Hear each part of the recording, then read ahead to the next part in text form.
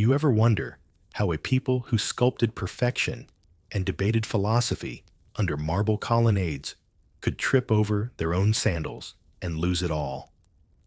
I'm your bedtime historian, and tonight we're tiptoeing into that delicious contradiction. The Greeks, genius artists, fierce warriors, constant squabblers, building an empire that practically begged someone to snatch it away. Picture city streets pulsing with market chatter, hoplites clanging bronze shields, philosophers squinting at the sky while merchants haggle over salted fish. What happens when beauty brains and bravado collide under the same sun? And why did it all crumble when fresh Roman boots marched in history leaves, breadcrumbs, but not all of them, lead where you think? If this sleepy spiral into marble and war tickles your eyelids, gently press, like and subscribe. Don't worry. The gods won't mind if you multitask. I'd love to know if you could time travel for one day. Which ancient city's back alleys would you wander? Now fluff your pillow, settle deeper, and let's slip back to where Greek power first cracked open the world. Your feet crunch on dusty stone roads as you wander through early Athens and Sparta long before the word empire grew teeth. You pass men sharpening spears under olive trees while children chase each other through winding alleys. Each city-state is its own boastful island. Athens flaunts its democracy like a silk robe, while Sparta snarls behind its iron discipline. Together, they fence and flirt for dominance across the Aegean. They pour talent into temples, erect statues so perfect they shame real humans, and draft ideas that still echo in school books. But behind the marble perfection simmers constant rivalry. Alliances shift with the tides. Today's trading partner becomes tomorrow's invader. It's art and war, braided so tightly they can't be pulled apart. One curious detail in Athens: the citizens gathered not just in grand marble forums, but also in humble fish markets, where the scent of squid and politics mixed freely. Ordinary gossip could topple a leader faster than a spear. Some historians argue these open debates were Greece's greatest strength. Others claim they sowed the seeds of endless feuds. Yet for all their bickering, the Greek city-states learned to flex power on a scale that stunned neighbors. They flung their ships across the Mediterranean, colonizing distant shores, dragging culture behind like a treasure net. Temples rose in foreign ports. Greek coins glittered in Persian hands. But the seeds of ruin sprouted alongside triumph victory, painted targets on marble backs. You pause in a shaded grove near a half-built amphitheater. Workers argue whether they need more columns or better acoustics for upcoming tragedies. Laughter drifts from the stage, where an actor tests his mask voice echoing off unfinished stone. It's art democracy, military drills, all within earshot. A people alive with contradiction, unstoppable until the first cracks show, and the cracks always show. Some say they were doomed the moment city-states forgot how to stand as one. Others whisper it was pride, a hubris taller than their temples. No scholar fully agrees. Surviving scrolls disagree even more. But here in the cradle of Western ideas, you glimpse the uneasy truth. Greatness demands rivals, and rivals breed downfall. So you drift on feet, brushing warm dust, wondering who first realized the Greeks might be outwitted by an upstart people in sandals across the Ionian Sea. It will take decades for Roman boots to stomp through this dream, but the seeds are already in the soil. Tonight we follow the breeze through these city gates, past the feasts, the speeches, the spear drills to watch power rise, peak, and tremble. A soft breeze carries the chant of young boys drilling under the Spartan sun, a promise of strength and an omen of fragility all at once. You slip from Athens's marble chatter to Sparta's dusty training fields, where boys no older than 7 stand barefoot on rough earth. You watch them flinch as instructors' bark commands their tunics hanging like scraps over lean shoulders. Here discipline is a religion, pain is the sermon. Spartan might is born not in palaces, but in harsh whispers on freezing nights. You trail these children as they grow into warriors with eyes like flint. They sleep shoulder to shoulder in communal barracks, share black broth spiced more by hunger than herbs, and learn to speak with barbed wit laconic sharp and spare. Even at the dinner tables, loyalty is tested daily, no lavish feasts, no indulgence. Every bite is rationed, every word weighed. A curious footnote: Spartan cooks were feared almost as much as Spartan spears. Their infamous black broth, a stew of boiled pork blood and vinegar, turned stomachs of visiting Greeks. Some claim that foreign diplomats politely refused a second bowl, but never a second alliance. Spartan hospitality was a dare more than a gift. Scholars still debate whether this iron regimen was genius or folly. Did such merciless discipline forge the world's most formidable hoplites? Or did it breed brittle men trained to bend under orders, but break under change? The answer flickers somewhere between legends and ruins.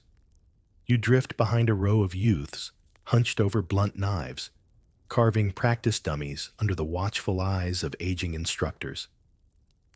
One boy snatches a scrap of bread from his neighbor caught. He'll be flogged, not for stealing, but for being sloppy enough to get caught. The lesson here is subtle survival depends on cunning as much as strength. Spartan mothers whisper as their sons leave for drills. Come back with your shield or on it. An oath to courage, yet a confession of expendability. Families merge into the state. Sons belong more to Sparta than to blood. The bond that should unify instead frays at the edges. Some wonder if this relentless stripping of self for state carved hidden cracks in the Spartan wall. And yet Sparta holds the line when others crumble. They halt Persian tides at Thermopylae, stand shoulder to shoulder with Greek neighbors when pride alone won't feed the phalanx. For a moment, it seems iron discipline might outlast democracy's chatter. But you sense the fracture beneath the bronze helmets. Communal living so noble in myth seeds quiet resentment.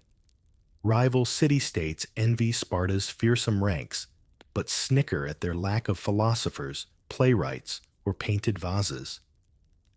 While Athens dances under moonlit plays, Sparta drills by torchlight, both blind to the shadow of Rome peering over the hills. A breeze shifts.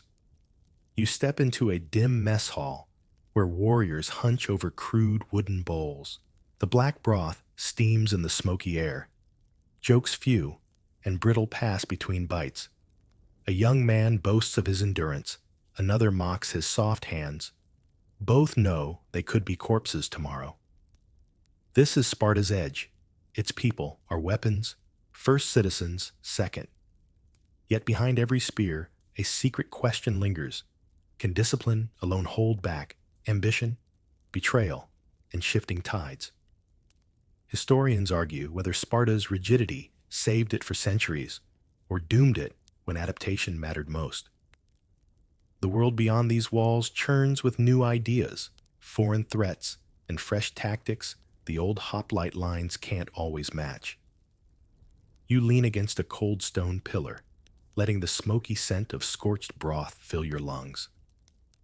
The distant clang of bronze drills on your nerves like a lullaby wrapped in iron. Here in Sparta, you see how greatness forged in hardship can fracture from within, how a city that made warriors of boys may have carved away too much softness to survive tomorrow's storm.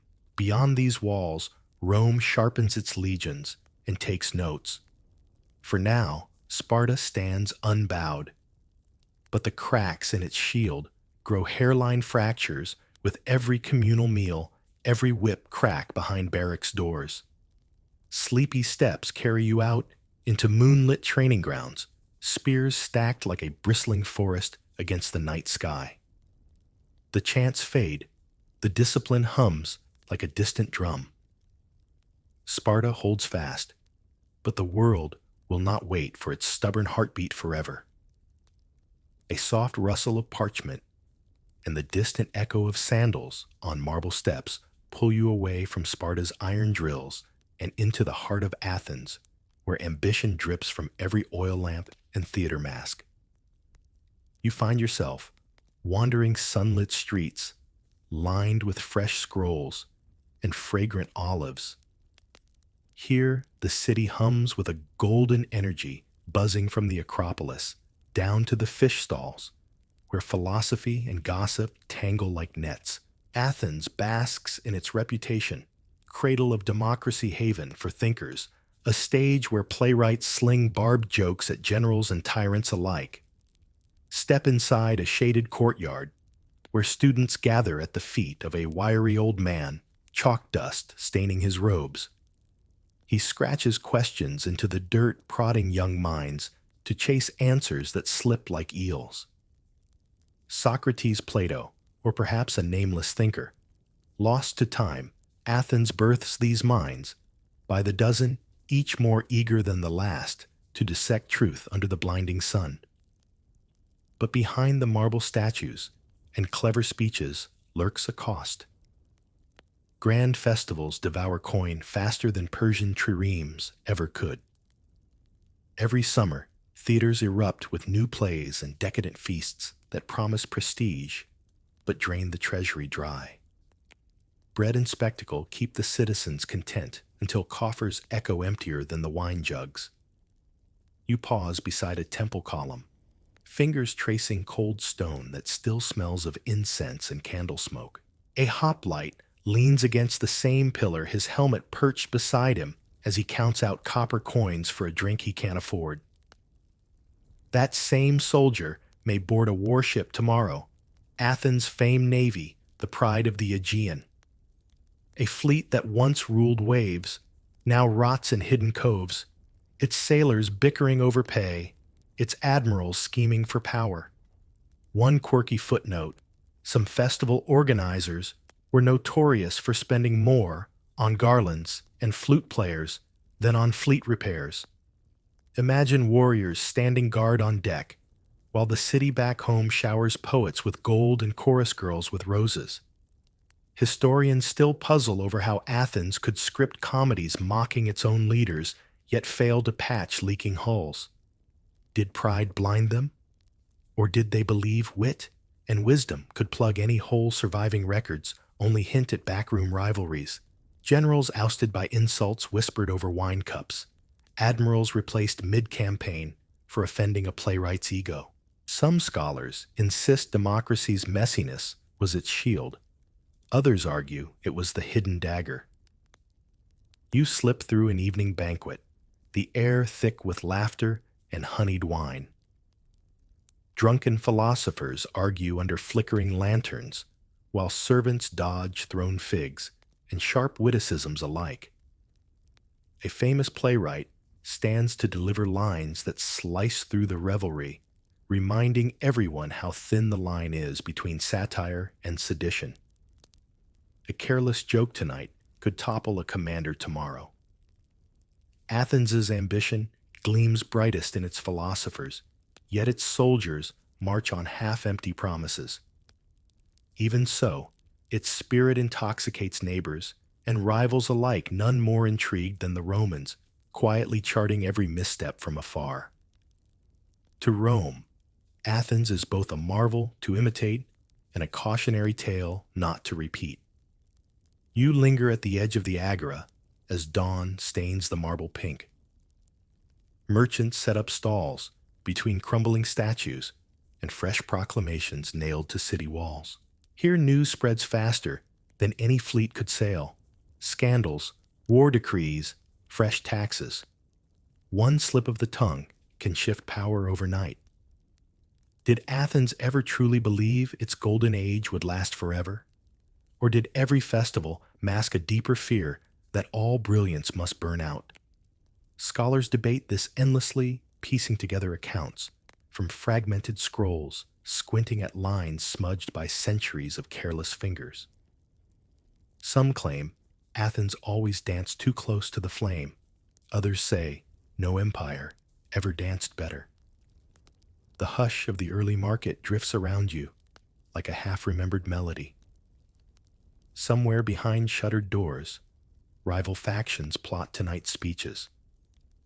Tomorrow, a new tax will fund a new festival, and the Navy will limp out again, perhaps to victory, perhaps to ruin. For now, you walk on soft sandals through the last hush of Athenian dawn, past philosophers dreaming up questions, generals scheming up answers, and citizens who believe that wisdom can outvote fate if only they can shout loud enough. Dawn bleeds into a harsher daylight as you slip from Athens' marble debates to the vast shifting shadow that forever loomed to the East Persia. No matter how high Greek walls rose, or how cunning their plays and pacts the Persian Empire hovered like a thundercloud at the edge of every plain, you find yourself trudging along a dusty mountain pass where Greek scouts once squinted at Persian messengers in the haze. Envoys move like whispers here, silken robes brushing against dusty boots, coded scrolls tucked into tunics. Deals are struck over shared cups of wine and poison-laced olives. Friend today, traitor tomorrow. In this uneasy dance, alliances flicker like candle flames in the breeze. At a lonely outpost, you overhear merchants swapping rumors with passing soldiers. Persia, funding Greek rivals, bribing generals under moonlit pavilions. An uneasy alliance here, a betrayal there. Why send a fleet when a gold coin or a honeyed word does the job? Some scholars insist Persia toppled Greek power not by swords alone, but by slipping silver drachmas into the right palms. Drift down to a royal banquet in the court of a Persian satrap. Bronze braziers spill warm light across silk cushions. Greek ambassadors lounge uncomfortably, eyes darting to hidden corridors where assassins might wait. Dancers twirl between courses of honeyed dates and spiced lamb, disguising tense negotiations. One toast too many, and a city's loyalty shifts overnight. A curious detail: some Greeks sent secret double envoys, one hand shaking a satrap's, the other clutching letters for a rival back home. Ancient scribes scribbled scandalous notes about these double agents, but stopped short of naming names. Surviving clay tablets break off mid-sentence, as if the truth itself was too slippery to carve in stone. And yet for every Greek who took Persian gold, another railed against it in fiery speeches back home. The very idea of Persian influence tainted reputations, spurred riots, toppled leaders. To accept a Persian bribe was to stain your city's honor, unless, of course, that coin funded the navy just in time for a desperate stand against Persia itself. Irony wrapped in silver, folded into a scroll, sealed with a trembling hand. Some historians still puzzle over how much of Greece's downfall was Persia's cunning, and how much was the Greeks' own appetite for squabbling. Did Persia's gold topple city walls, or just reveal how cracked they already were? No consensus exists. The scrolls that might confirm betrayal were lost in flames or buried under newer intrigues. You step out onto a moonlit dock where a Greek ship unloads barrels of wine stamped with foreign seals. The sailors glance over their shoulders, wary of informants lurking by crates of salted fish. A slip of the tongue here, a wrong handshake there, and a life ends with a splash beneath the waves. All the while, Persia waits, Sometimes it comes in thunder, massive armies pounding across plains. Sometimes its silk-wrapped whispers slipped under locked doors. You sense the Greeks knew this dance too well, a rival across the sea who offered deals sweeter than any honest trade at home. You wander a city gate where local guards inspect a caravan laden with Persian spices, rare dyes, and suspicious chests. A magistrate frowns at the stamped wax, weighing whether to seize it as evidence of betrayal or tax it as tribute.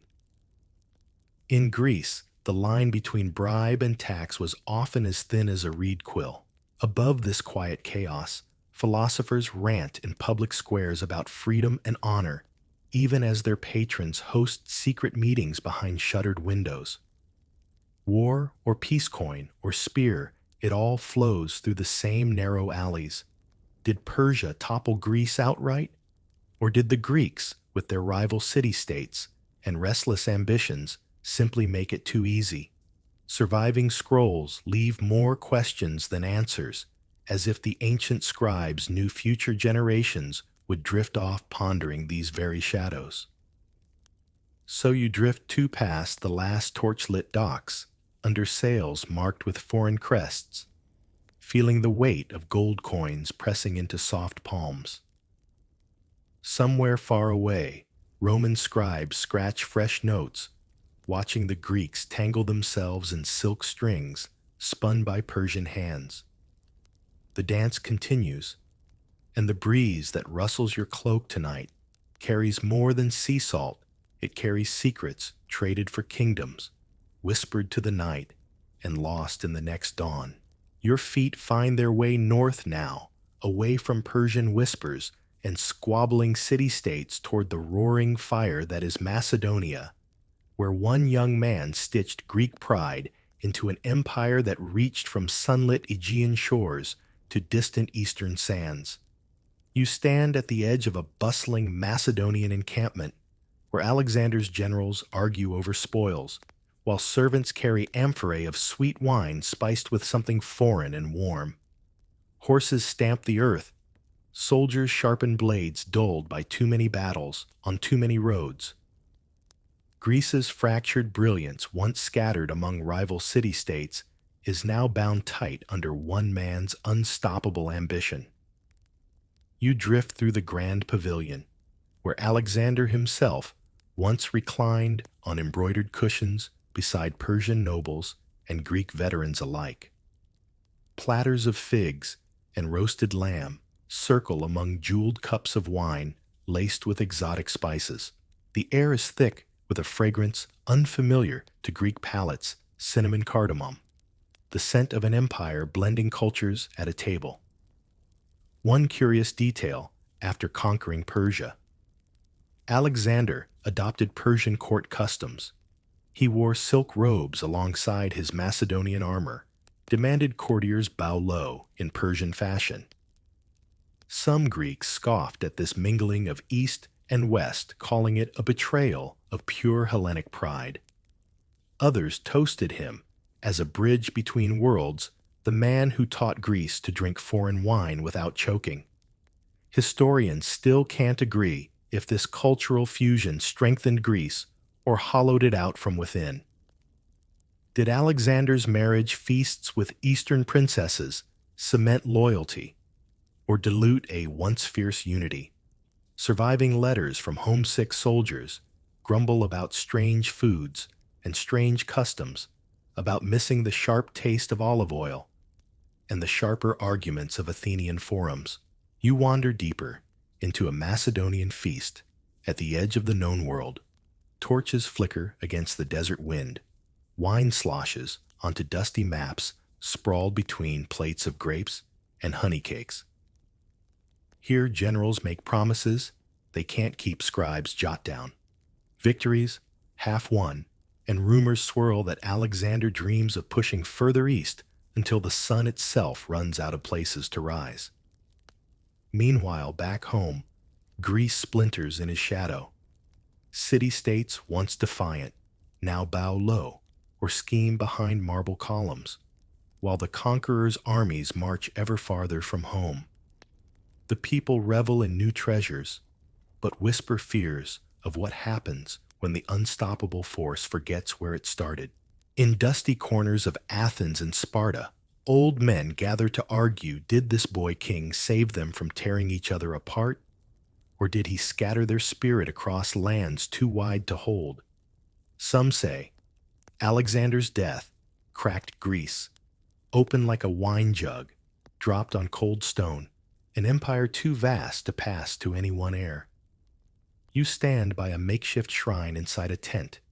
Alexander's soldiers pray before tiny clay figures of old Greek gods, now jostling for space with strange Eastern charms. Incense coils through damp canvas, while outside horses stomp restless circles under foreign stars. This is a world unmoored, a people drifting further from the city walls that first taught them what it meant to be Greek. A breeze teases the map, pinned to a low table, routes from Macedon to Persia to India. Tiny ink trails of ambition and conquest, but the lines run both ways. For every Greek spear that pierced foreign soil, foreign flavors, seeped back spices, silk ideas that blurred the edges of what Greek meant at all. Historians keep scratching at these blurred lines even now. Was this mingling a moment of genius, or the start of an unraveling? Some scrolls praise Alexander as the torch that lit a global culture, others curse him as the flame that burned Greece's roots to ash. Your path carries you past wine-splashed revelers, drowsing on embroidered rugs, dreamers who speak Greek words laced with Persian proverbs, soldiers who wonder which gods will welcome them home if they ever go home at all. Above the desert wind sighs through loose tent flaps, whispering that a crown so wide has cracks no gold can patch.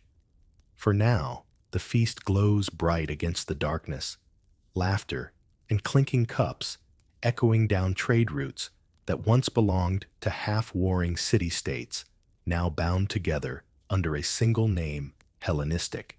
It feels unbreakable tonight, but tomorrow's dawn carries seeds of fracture buried in every toast, every silk drape, every half-forgotten prayer to the old gods. So you stand among conquerors and cooks, dreamers and deserters, breathing in the spiced air of a moment when Greece stretched beyond itself and wondered if it could ever return. A hush falls over the desert feast as you slip away following the trail of splintered dreams left in Alexander's wake. His empire stitched together with ambition and wine-soaked oaths does not hold for long. The mighty conqueror's sudden death cracks the map wide open, birthing the fractured kingdoms we now call Hellenistic, half-Greek, half-anything that might stick. You stand at the threshold of a lavish palace somewhere in Asia Minor, one of many new capitals that sprouted like mushrooms after rain. A marble staircase spirals up to private rooms where rival heirs sharpen daggers behind silk curtains. Outside courtyards overflow with olive trees transplanted alongside Persian fountains, symbols of a unity that never quite takes root. Within these new kingdoms, feasts never end. Gold goblets clink, musicians pluck foreign tunes, while Greek philosophers trade sly glances with Eastern astrologers. If Alexander's dream was a single vast empire under Greek reason, his successors dreamed smaller, each carving out a piece, each king or queen, more concerned with tonight's intrigue than tomorrow's legacy.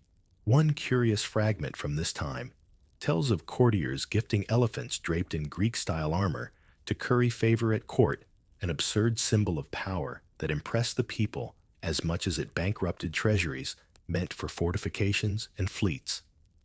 Some rulers poured coin into temples, blending Greek columns with exotic carvings, monuments to an identity that seemed to slip through their fingers like desert sand.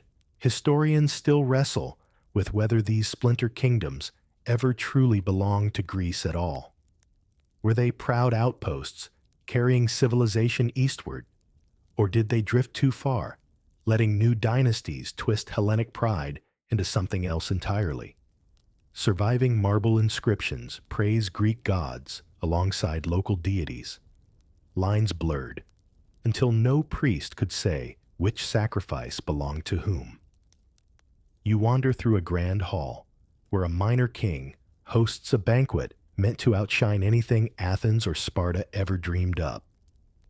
Servants dodge spilt wine, and discarded grape skins a court poet recites verses that flatter the king's Greek lineage while ignoring his increasingly foreign court.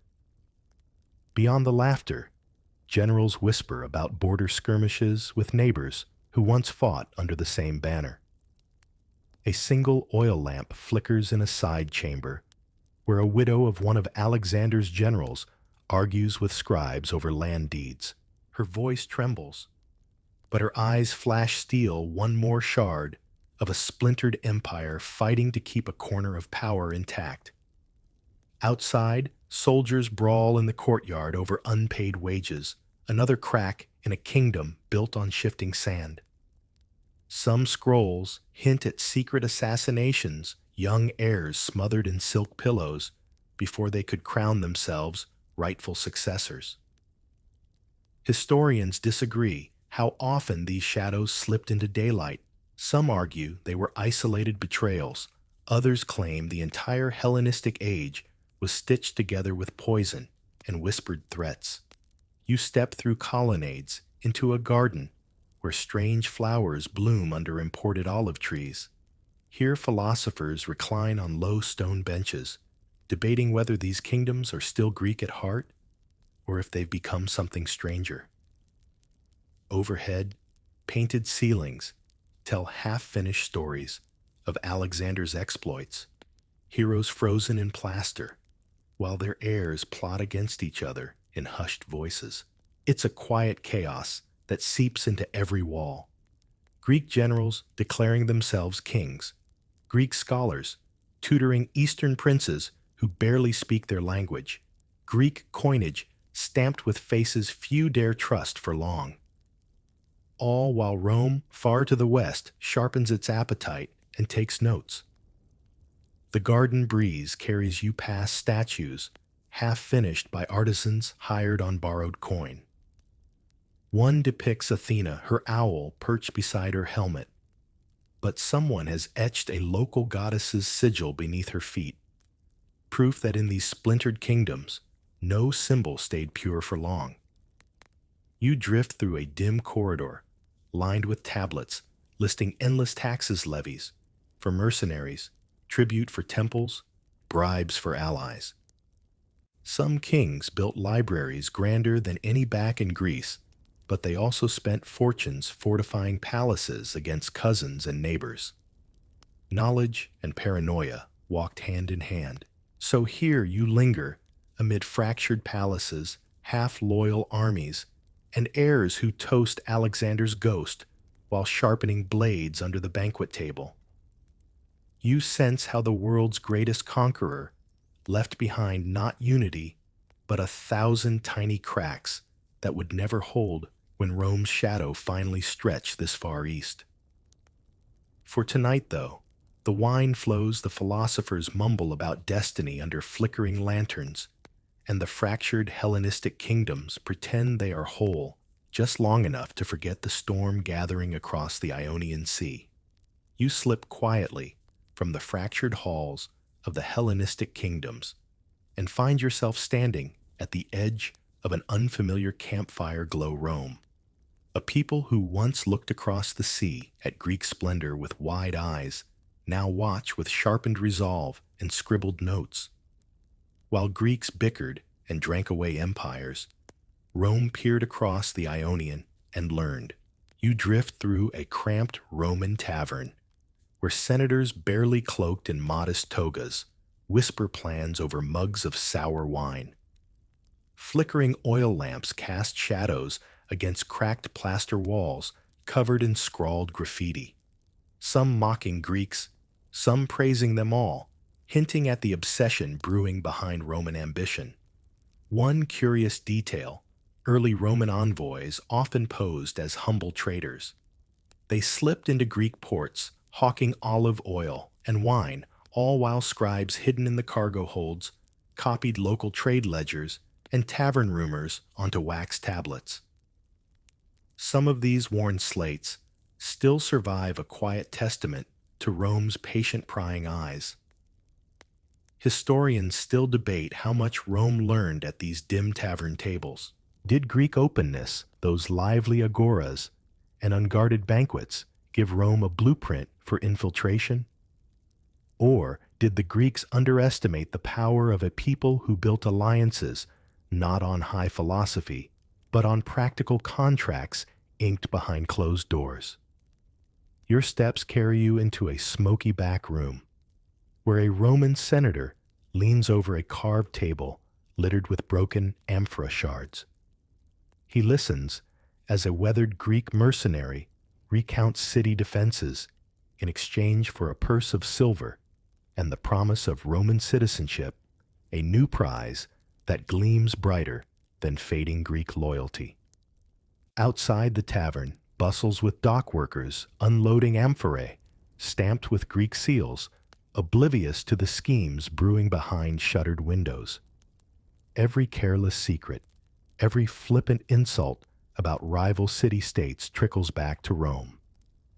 Scrolls pieced together centuries later suggest that early Roman treaties mask deeper intentions. Trojan horses scribbled in ink instead of hidden behind wooden walls. You drift onward through cramped Roman alleys where philosophers exiled or simply restless find new homes tutoring senators' sons. The same Greeks who once mocked Roman bluntness now find shelter under Roman roofs, teaching language, myth, and strategy to the very people who will one day dismantle their world. A soft anchor echoes here. Remember that Spartan mess hall's harsh discipline. Rome studies it. Remember Athens' bustling forums. Rome copies them, minus the endless squabbles. The Romans learned not just from Greek brilliance, but from Greek mistakes, taking notes by torchlight, while hoplites toast to old victories they can no longer repeat. One merchant spills secrets at a roadside inn, how Sparta's rigid drills can be improved with Rome's organized supply lines, how Athens' naval pride can be matched with better roads and sturdier ships. Rome's early generals are not yet legends, but they are listeners, absorbing every whispered feud, every drunken confession spilled under flickering lamps. A curious sight in certain taverns near the Greek coast. Roman coins appear more often than drachmas stamped with familiar olive branches, yet bearing unfamiliar faces. Local traders accept them warily, unaware that these small bronze tokens carry more than monetary weight. They mark the soft beginning of Rome's presence under Greek roofs. Historians can't agree how deliberate this early infiltration was. Some argue Rome stumbled into Greek weakness by accident, simply exploiting old rivalries as they emerged. Others claim Rome's Senate saw the cracks forming long before Greek leaders did, planting spies, merchants, and friendly envoys wherever local pride left a door ajar. You stand at a rickety dock where a Roman galley bobs next to Greek triremes, half rotting in brackish water. Crates of wine and scrolls are passed hand to hand while a senator watches from the shadows, nodding at each name whispered by a Greek turncoat eager for Roman favor. The wind tastes of salt and hidden plans. Inside a cramped candlelit room above the dock, a young Roman scribe scratches lines onto parchment by moonlight. He copies lists of Greek ports, potential allies, weak rulers who might trade loyalty for protection or for a purse of gold. Outside, fishermen haul nets teeming with sardines, oblivious that the real catch tonight is power-netted strand by strand under the cover of easy conversation. You sense how Rome's patient whispers twist inside the hollows of Greece's splintered pride. No armies march yet, only words contracts and a steady drip of influence carried in wine cups and scroll cases. The first shadows of conquest are not spears glinting on battlefields, but secrets traded in the dark corners of city taverns. Tonight you stand there, with them half a ghost among whispered betrayals and flickering lamps. You see the beginnings of a new empire sketched quietly onto the crumbling parchment of an old one ready to ink itself into history the moment the Greeks look the other way. As the last whispers of Roman schemes swirl in smoky taverns, you step onto a rocky shore where history shifts from talk to clash. Here on beaches littered with broken amphorae and scattered shields, the first Roman legions taste the dust of Greece under their sandals. The quiet infiltration ends with the unmistakable drumbeat of marching feet. Picture this: the dawn mist lifts to reveal rows of Roman soldiers disembarking from sturdy galleys. Their armor clinks softly as they wade through cold surf boots, squelching on pebbled beaches, once trod by Greek hoplites in brighter days. Local traders watch from wooden piers, wide-eyed, as these disciplined strangers set up camp with the speed of an uncoiling snake. One curious detail: the Romans brought not just swords, but spices. Alongside weapons, they unloaded crates of preserved meats, salted fish, and pungent herbs unfamiliar to Greek cooks. In city markets, Greek vendors wrinkled their noses at garum, a sharp fishy sauce the Romans poured over nearly everything. Yet curious diners found the tang addictive proof that even conquest came seasoned. Historians still puzzle over why the first clashes came almost softly. Skirmishes small towns bribed into surrender mercenaries, swapping sides for a few coins more than yesterday's price. Some argue the Greeks weary from internal squabbles, and betrayal after betrayal saw Roman discipline not as an invasion, but as an opportunity fresh order in a land grown tired of feuding neighbors. Step deeper into the chaos, a bustling Greek port now bristles with foreign standards. Roman centurions stand stiff-backed at city gates, scanning crowds for spies or potential allies. A local merchant slips into a tavern's back room, clutching a sack of silver to buy Roman favor for his trade fleet. A hoplite commander sits 2 stools away, nursing sour wine and pretending not to notice that half his garrison is eyeing new employers. At the city's edge, children chase stray goats past rusting Greek helmets stacked as trophies. No grand armies clash yet, just small pockets of resistance easily silenced with coin or a well-timed threat. The Greeks who once built phalanxes so tight they seemed made of stone now watch men slip through cracks they forgot to seal. Inside a candlelit chamber above the docks, a Roman officer scribbles lists on wax tablets, which local rulers might bend, which temples hold enough treasure to tax without sparking riots.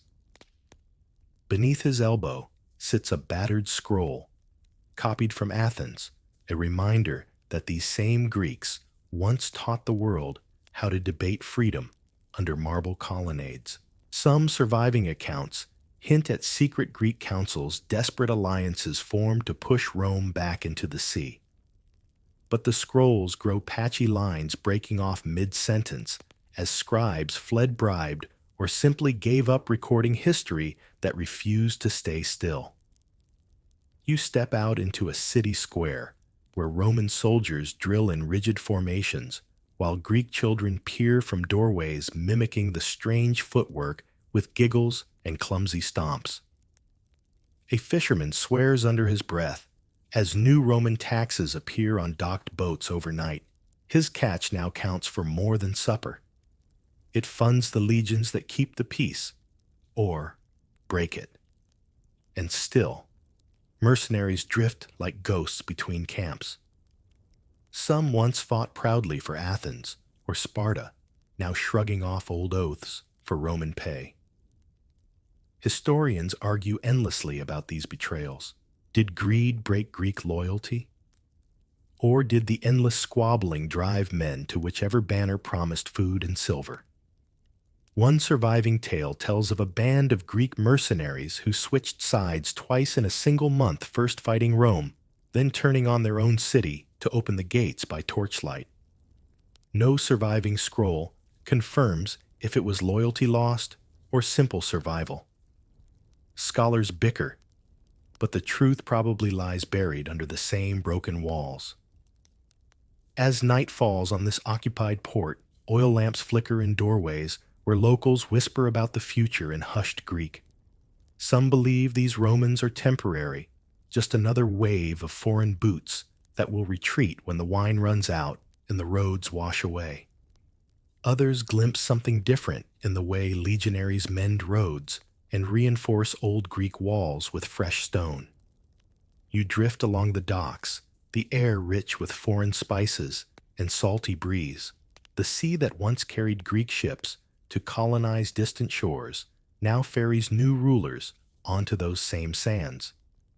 Rome's grip is quiet still, but every crate unloaded, every mercenary bribed, every cracked oath patched with silver threads, Greece's fate tighter into Rome's steady hands.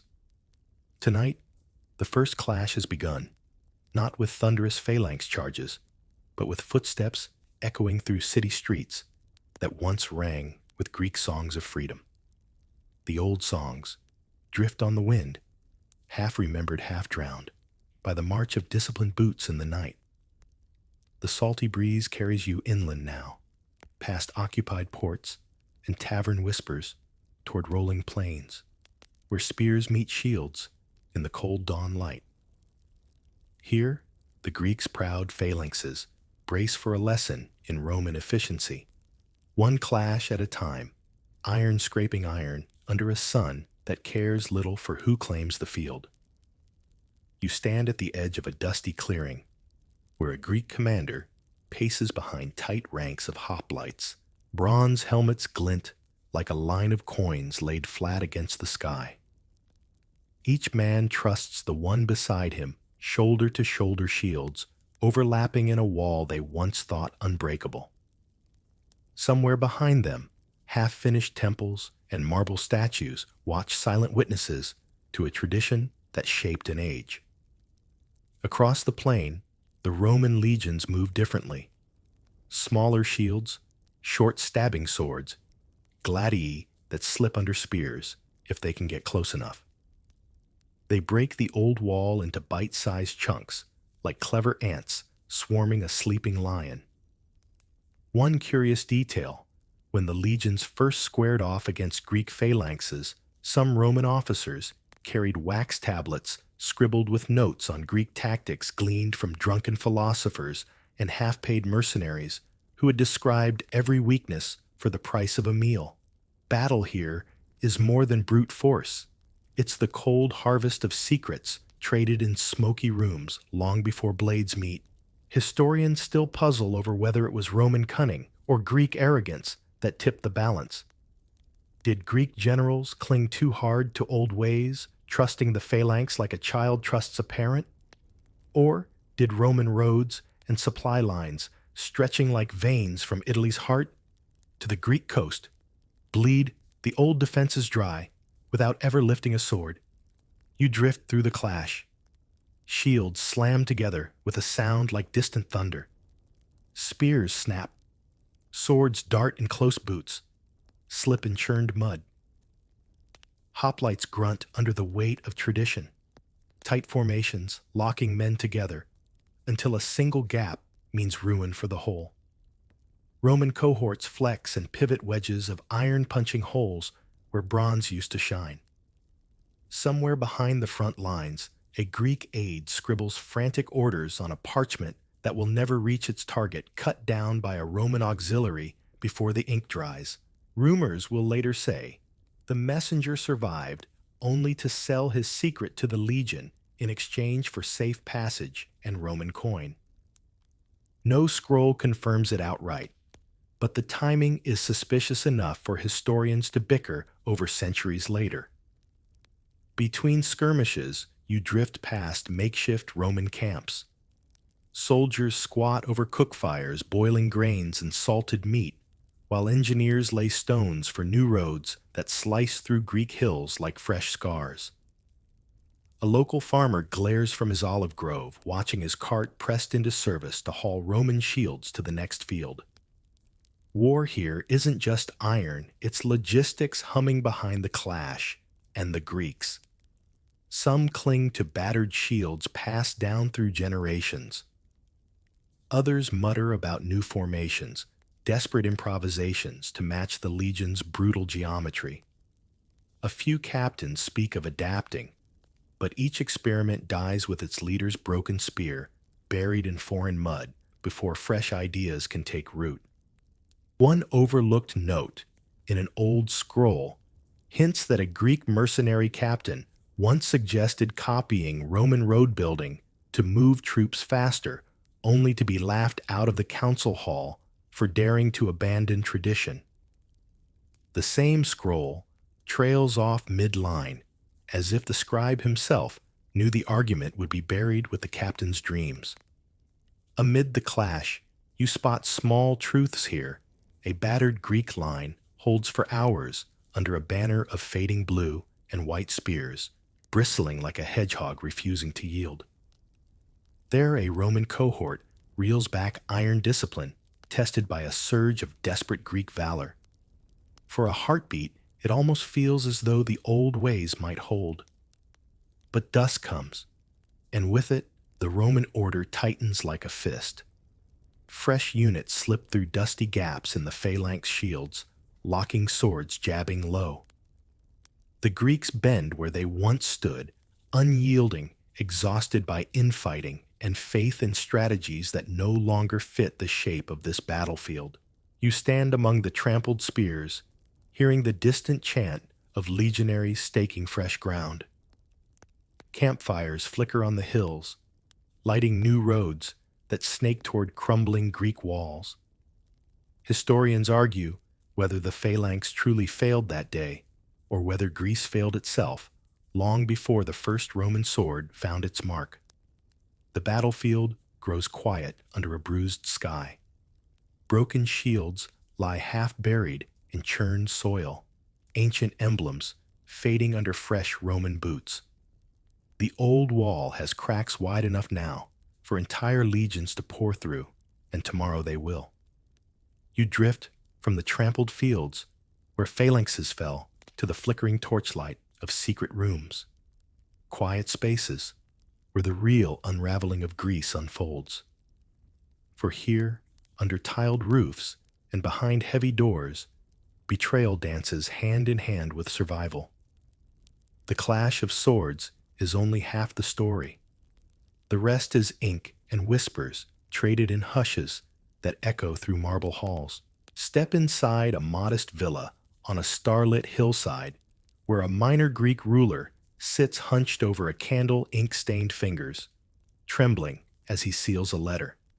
The parchment promises Roman commanders safe passage through a mountain pass, an easier conquest, in exchange for gold titles, or the simple comfort of keeping one's head when walls come tumbling down.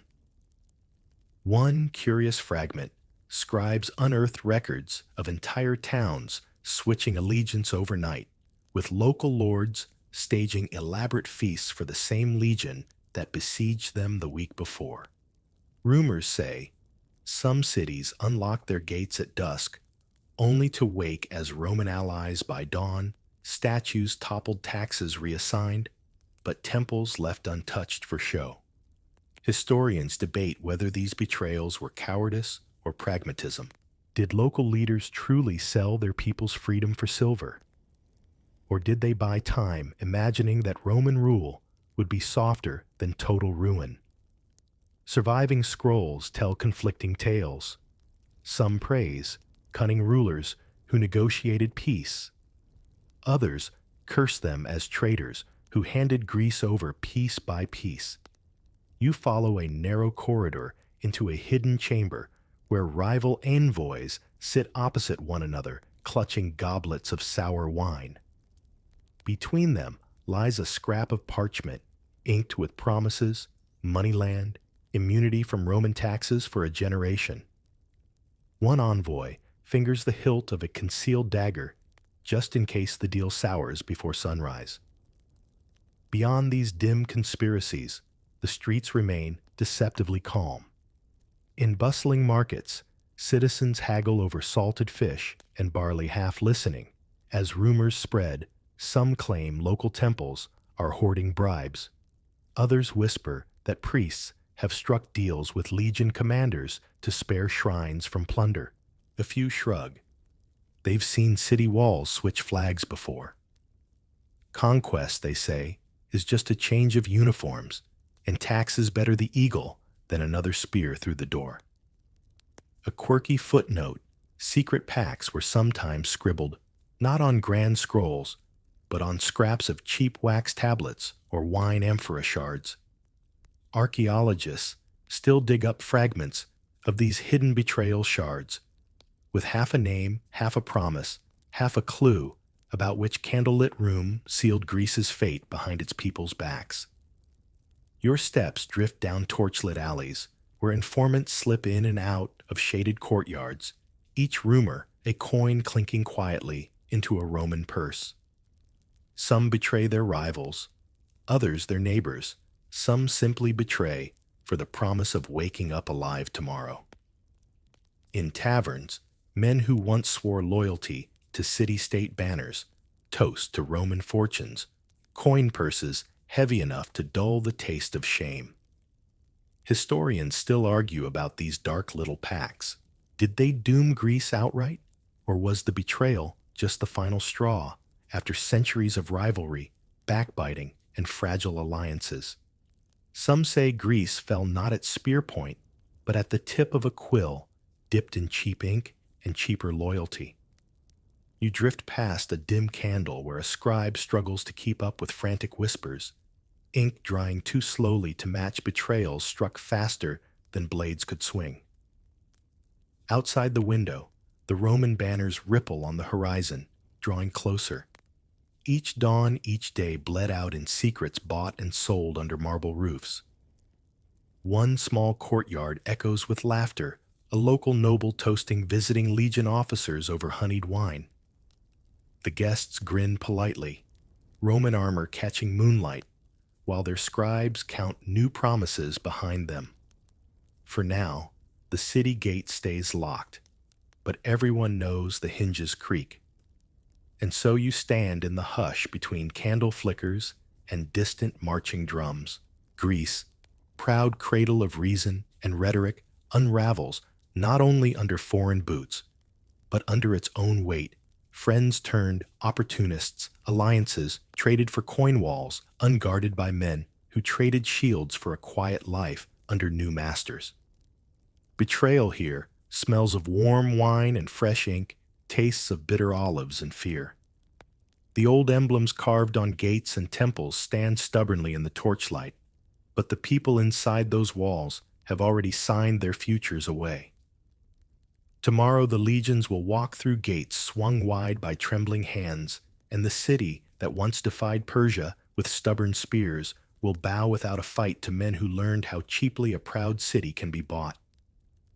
Past the hush of secret pacts and betrayal's quiet clink, you drift into echoing halls where marble floors carry the soft slap of sandals and Latin mingles with Greek in whispered lessons. For as Roman banners rise above crumbled Greek walls, a curious reversal unfolds.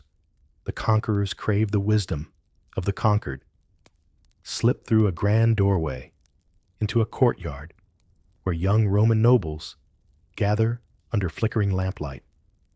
They sit cross-legged on stone benches, eyes fixed on a silver-bearded Greek tutor who speaks of Homer and Herodotus syllables curling into the warm night like incense. The irony hums the legions that broke Greek shields now lean forward, eager to borrow Greek minds.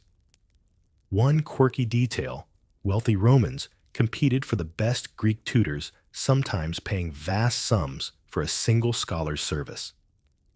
Slave markets in captured cities bustled with scribes and philosophers alongside pottery and livestock. Some tutors came willingly chasing patronage and the promise of cushioned Roman villas. Others arrived in chains, forced to teach the children of the very men who raised their libraries. Historians still puzzle over who truly conquered whom in these marble halls. Did Rome strip Greece of its glory?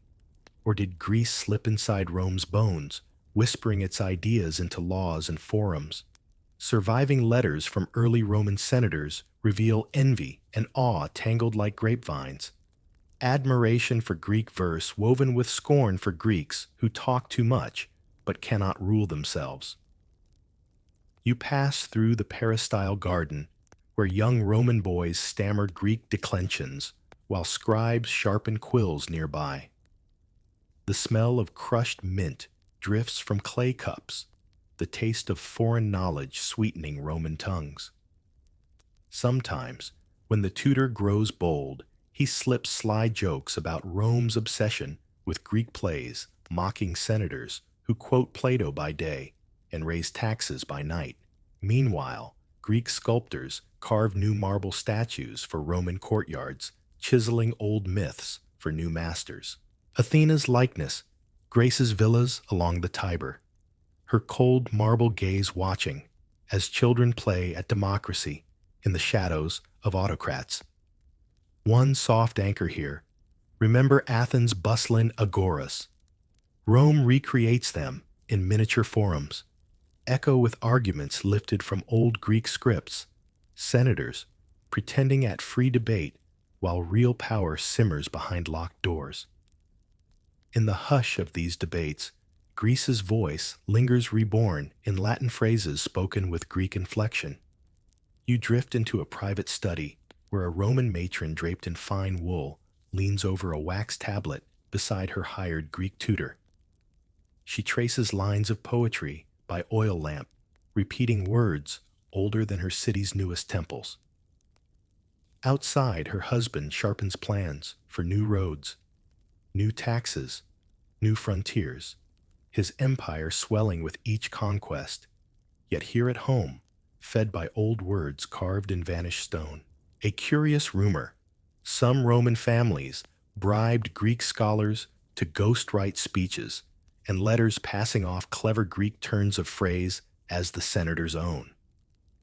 Plaques praising Rome's wisdom sometimes hide secret Greek hands inked in cramped script on hidden scrolls.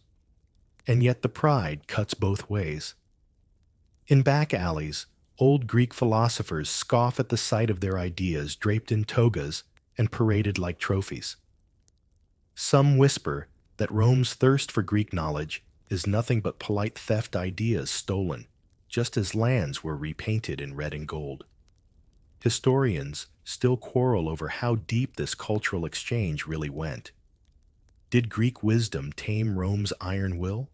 Or did Rome's hunger simply wear Greek culture as a mask, an elegant cover for discipline and law more brutal than any city-state's dream? The truth hides somewhere between marble busts and battered scrolls, each generation adding new lines to the argument. You wander through a shaded colonnade where Roman children recite lines of Sophocles while their fathers draft edicts that will drain Greek temples of tribute. The conqueror kneels to the teacher bows to the paymaster, a loop as strange as it is inevitable. And so, among whispering leaves and the scratch of quills on parchment, you see how Greece lives on, not as it once was, a tangle of city-states and rival prides, but as a ghost inside Roman halls. For every legion that marches, a Greek phrase drifts behind like incense, clinging to old stone.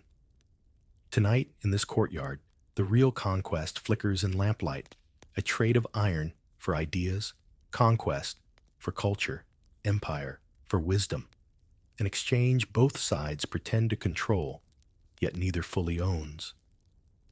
You slip from the flicker of oil lamps and whispered lessons to the cold clang of iron gates closing behind a doomed city Corinth. Here, Greek defiance makes its final flickering stand against Rome's steady advance.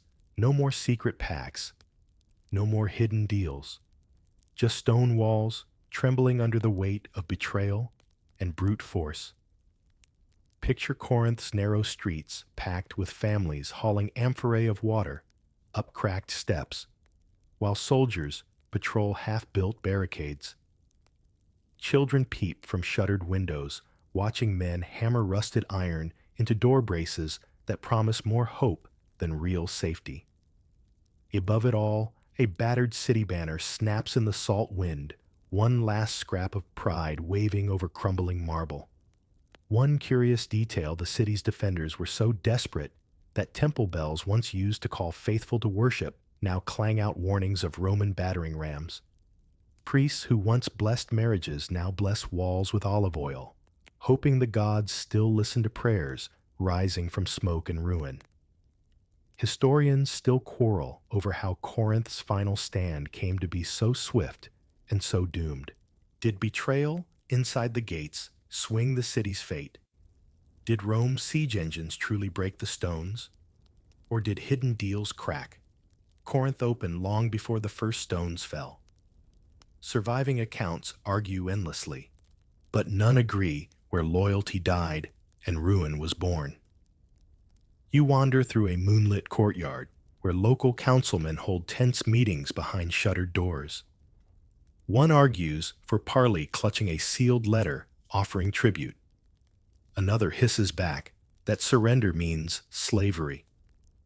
Somewhere in the shadows, a nervous servant listens too closely the promise of Roman gold, heavier than any vow sworn in Corinth's temples. Beyond these hushed arguments, ordinary families ration barley and salted fish, patching leaks in cellar walls with clay as if stopping the rain might stop the legion.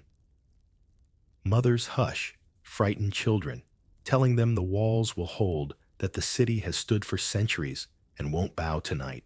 But even soft lullabies taste bitter when the ground shudders with the thud of Roman siege towers rolling closer. One battered scroll hints at last-minute treachery, a commander bribed to unlock a lesser gate at dawn. Some historians believe this single betrayal broke the city's heart faster than any battering ram. Others insist the walls would have fallen regardless. Corinth, like the rest of Greece, was already split by too many old grudges and new debts. You drift through abandoned workshops where potters once shaped amphorae that crossed the seas to every corner of the Greek world. Now, broken shards litter the floors, unfinished handles, half-etched maker's marks. The kiln fires went cold long before the walls began to quake. Outside, near a battered gate, defenders stand ankle-deep in rubble, straining to hear the drumbeat of approaching legions over the wind's hollow howl.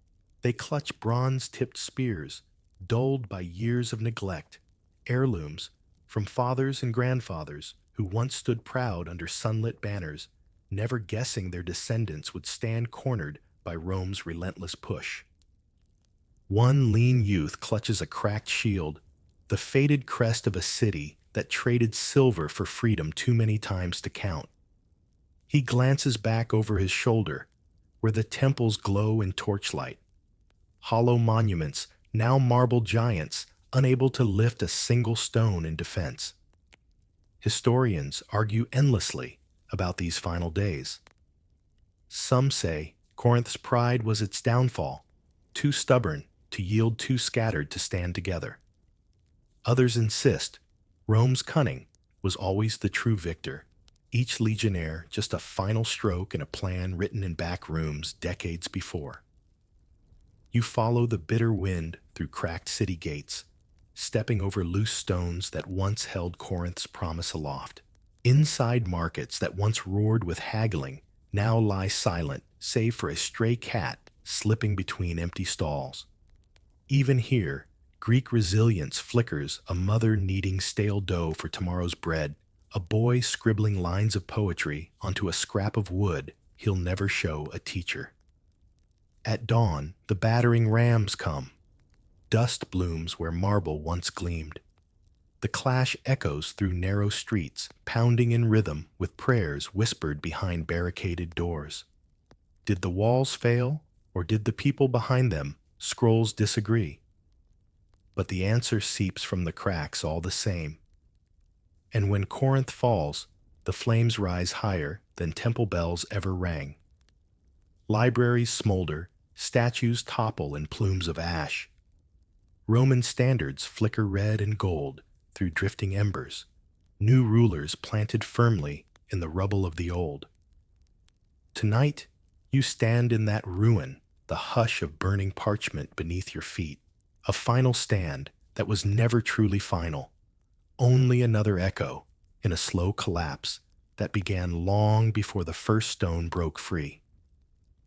The smoke of Corinth's shattered walls curls into the dawn sky as you drift beyond charred gates, stepping into streets where ruin no longer means the end, but a beginning of something colder, quieter, and deeply Roman.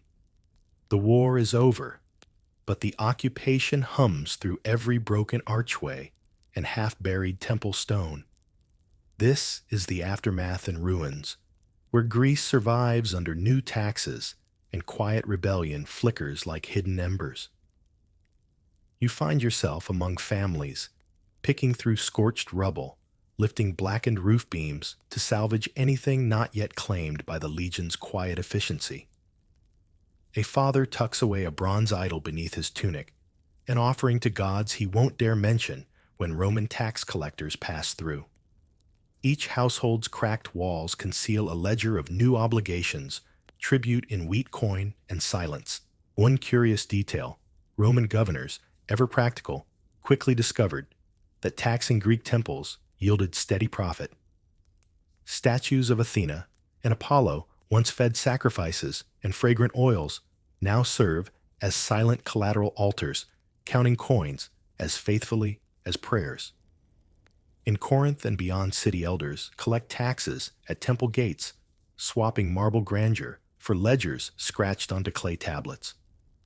Historians still squabble about these taxes. Did they choke the old Greek spirit, or simply force it to slip underground, reinventing itself in quiet rebellion? Surviving petitions, scratched into bronze plaques, tell both stories, some pleading for lighter levies to repair ruined shrines. Others veiled threats, hinting at uprisings smothered before they flared. You wander down a stone stairway into a cellar where neighbors gather in whispers. Over flickering oil lamps, they share stale bread, and older rumors mutters of hidden scrolls passed hand to hand, of secret gatherings in abandoned amphitheaters where speeches echo softly under the roar of Rome's watchful silence. One hidden truth: some families buried precious relics under olive groves to keep them safe from taxation or seizure. A cracked amphora found centuries later revealed a trove of temple coins and a scrap of parchment with half a prayer to Athena, evidence that faith and rebellion often knelt side by side under Roman rule. Outside, Roman tax clerks stand in sunlit courtyards, quills scratching across wax tablets, as farmers line up with baskets of grain, jugs of oil, and chickens trussed at the feet of marble statues. Now more accountant than deity, children peer from doorways, their eyes bright with stories older than their conquerors, tales of city founders, lost battles, and the rumor that somewhere in mountain passes or island caves, rebels still sharpen bronze for one last impossible stand. Historians love to argue whether these little rebellions mattered. Some scrolls hint at village revolts hushed up by local governors eager to keep peace reports clean. Others claim secret cults of old heroes flourish behind thick stone walls, ancestors turned symbols of quiet defiance while Roman watchtowers rose over sacred groves. You slip through an overgrown garden, where fig trees twist around broken pillars. Here, a grandfather kneels with his grandson, tracing faded inscriptions in marble with a callous thumb. He murmurs names. The boy repeats old heroes' gods and lost kings, once scrawled in agora debates, now passed mouth to mouth like contraband stories. This, too, is survival memory as rebellion. In the city's heart, former council halls now house Roman magistrates who weigh tribute and draft edicts that ripple outward along fresh Roman roads. The same pathways that brought legions and siege towers now carry taxes back to the Senate, barley olive oil, and spoils from cities that once taught Rome to think, debate, and dream. A curious practice takes root among the young children. Slip Greek phrases into Latin lessons, sly reminders that while Rome rules the stones and coins the words beneath still belong to marble ancestors. A tutor scolds them, but the boys grin quiet seeds of memory planted where even the empire's reach cannot fully dig. Historians piece these fragments together, like shards of a broken vase, taxes collected in temple courtyards, families sharing smuggled myths by firelight Roman statues draped in borrowed Greek laurels. The debate never settles. Did Greece truly bow? Or did it simply bury its pride where legions couldn't find it? So tonight, you stand in these ruins, listening to the hush between Roman proclamations and whispered prayers. The same streets that once sang with debates now hum with the soft scrape of tax collectors' quills. But behind each quill, scratch a question. Flickers like a hidden flame. What happens when you conquer a city's walls, but fail to hush the stories echoing through its broken stones? You drift deeper into this uneasy hush, where coins clink and scrolls whisper that defeat is never quite complete. Greece, though cracked and taxed, leaks its old spirit into the veins of its conquerors. For beneath Rome's banners and marble arches, the echo of Greek democracy lingers soft but stubborn, threading its way into senate houses far from the ruins of Corinth. You stand in a Roman forum at dawn, marble columns, cool under your fingertips. Senators in stiff togas argue under the same sky that once crowned Athenian assemblies. Their Latin words thud like spears against stone, yet tucked between them are Greek ideas debate law, the notion that power should answer to something more than brute force. One curious detail: early Roman scribes often copied Greek speeches, line for line, translating them for new ears. Some senators tucked Greek quotes into their rhetoric like secret spells to impress crowds hungry for the prestige of old wisdom. To stand before the rostra, quoting Demosthenes, was to borrow Athens' ghost, an invisible ally, in debates that shaped empires. Historians still argue whether Greece's politics truly seeped into Rome or were merely paraded like trophies on marble plinths. Did Rome's republic echo Athens' assemblies, or did it bend those ideas into tools for new ambitions? Surviving records show both senators defending civil rights, one moment stamping out dissent with iron the next, echoes of Greek ideals bent under the Roman boot. Step into a side chamber where a young Roman scribe sharpens his reed pen over a wax tablet. He scratches out notes on property laws, citing Athenian philosophers whose names still taste foreign on Latin tongues. In the corner, his tutor, a freed Greek scholar, nods approval, another piece of Greek thought tucked into Rome's scrolls like a seed caught in a sandal. Outside, city watchmen shuffle past stone facades that wear Greek friezes above Roman arches. These borrowed facades tell old stories, battle scenes, and mythic heroes frozen mid-victory. To Roman eyes, they lend legitimacy. To Greeks peering up at them while paying new taxes, they sting like a half-forgotten wound.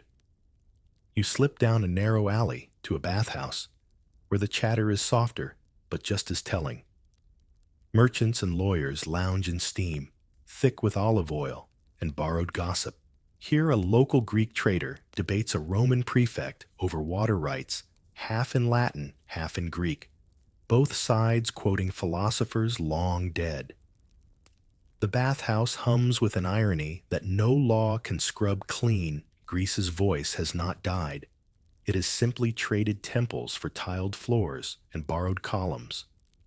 One curious footnote: Roman jurists sometimes drafted new codes of law by mining dusty Greek treatises, once banned or burned by city-state rivals. Some surviving scrolls show frantic marginal notes in cramped Latin beside crisp Greek lines, proof that the defeated tongue still taught the new masters how to hold power together. Scholars continue to squabble over the reach of these echoes. Did Roman civil rights, imperfect as they were, bloom from Greek soil, or sprout fresh from Rome's own ambitions? Some say the truth lies between an uneasy marriage of Greek questions and Roman answers, tangled like ivy over stone. You drift now to a Senate courtyard where an old Greek statue of Solon stands half hidden behind manicured hedges. A young tribune, parchment in hand, quotes him under his breath before stepping into the forum's roar. Did he truly believe those words about justice balance the people's voice, or did he wield them like any other tool surviving scrolls don't say? But the statue listens, all the same cold eyes watching as Latin speeches wrap old Greek hopes in new iron. Back in the city streets, families gather under porticos, where scraps of marble from fallen Greek temples now brace Roman arches. Children practice their lessons on stone steps, repeating Latin proverbs laced with Greek logic. They scribble small questions in dusty corners, ideas that even the empire's legions cannot silence forever. Historians love to dig here, to brush away the dust and find Greek seeds sprouting where no one expected. Some see these seeds as proof that ideas once freed ignore borders and conquerors alike. Others scoff, saying empires swallow everything, even the philosophies they pretend to honor. But tonight, under the hush of marble pillars and torchlight debates, you glimpse the uneasy truth. Greece's voice still hums inside Rome's iron lungs. It asks old questions in new tongues, refusing to sleep even as its temples crumble.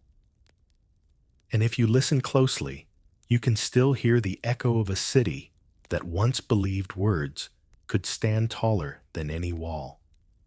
Slip with me now one last time through the hush of halls and the echo of footsteps fading across centuries.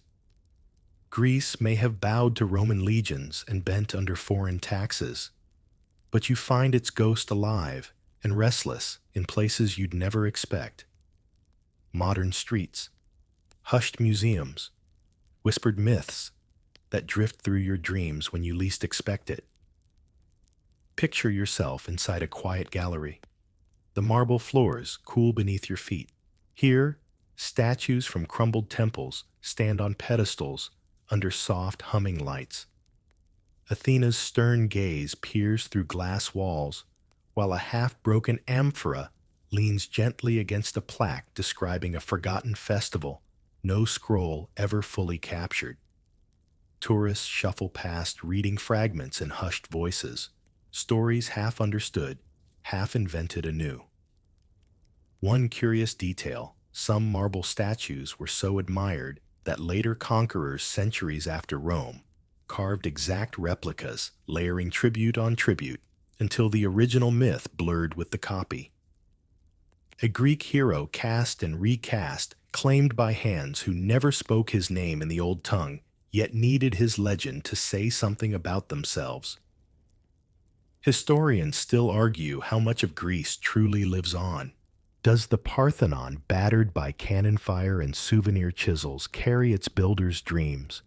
Or is it just stone bones dressed up for postcards? Does democracy's ghost whisper honestly through parliaments and town halls?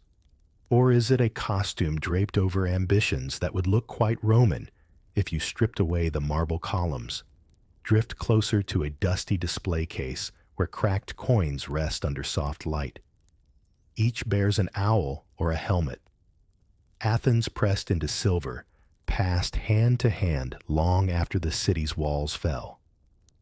One coin traveled from a Greek marketplace to a Roman tax collector's purse, then to a medieval hoard buried under a peasant's field, and finally to this quiet museum where a schoolchild presses a nose against glass, wondering who first traded it for bread. One soft anchor hums here, remember the philosophers under olive trees. Their questions never stayed buried in the scrolls Rome carried home. They seeped into language's laws, even the shape of words we whisper when sleep crawls close. Some say we live surrounded by Greek shadows, columns in courthouses, myths in movie scripts, a democracy so cracked and argued over it might feel oddly familiar to an Athenian time traveler with sharp ears. Step away from the glass now. Down another hall, a row of marble busts lines the wall, Plato, Socrates, Alexander. Each face frozen in calm thought.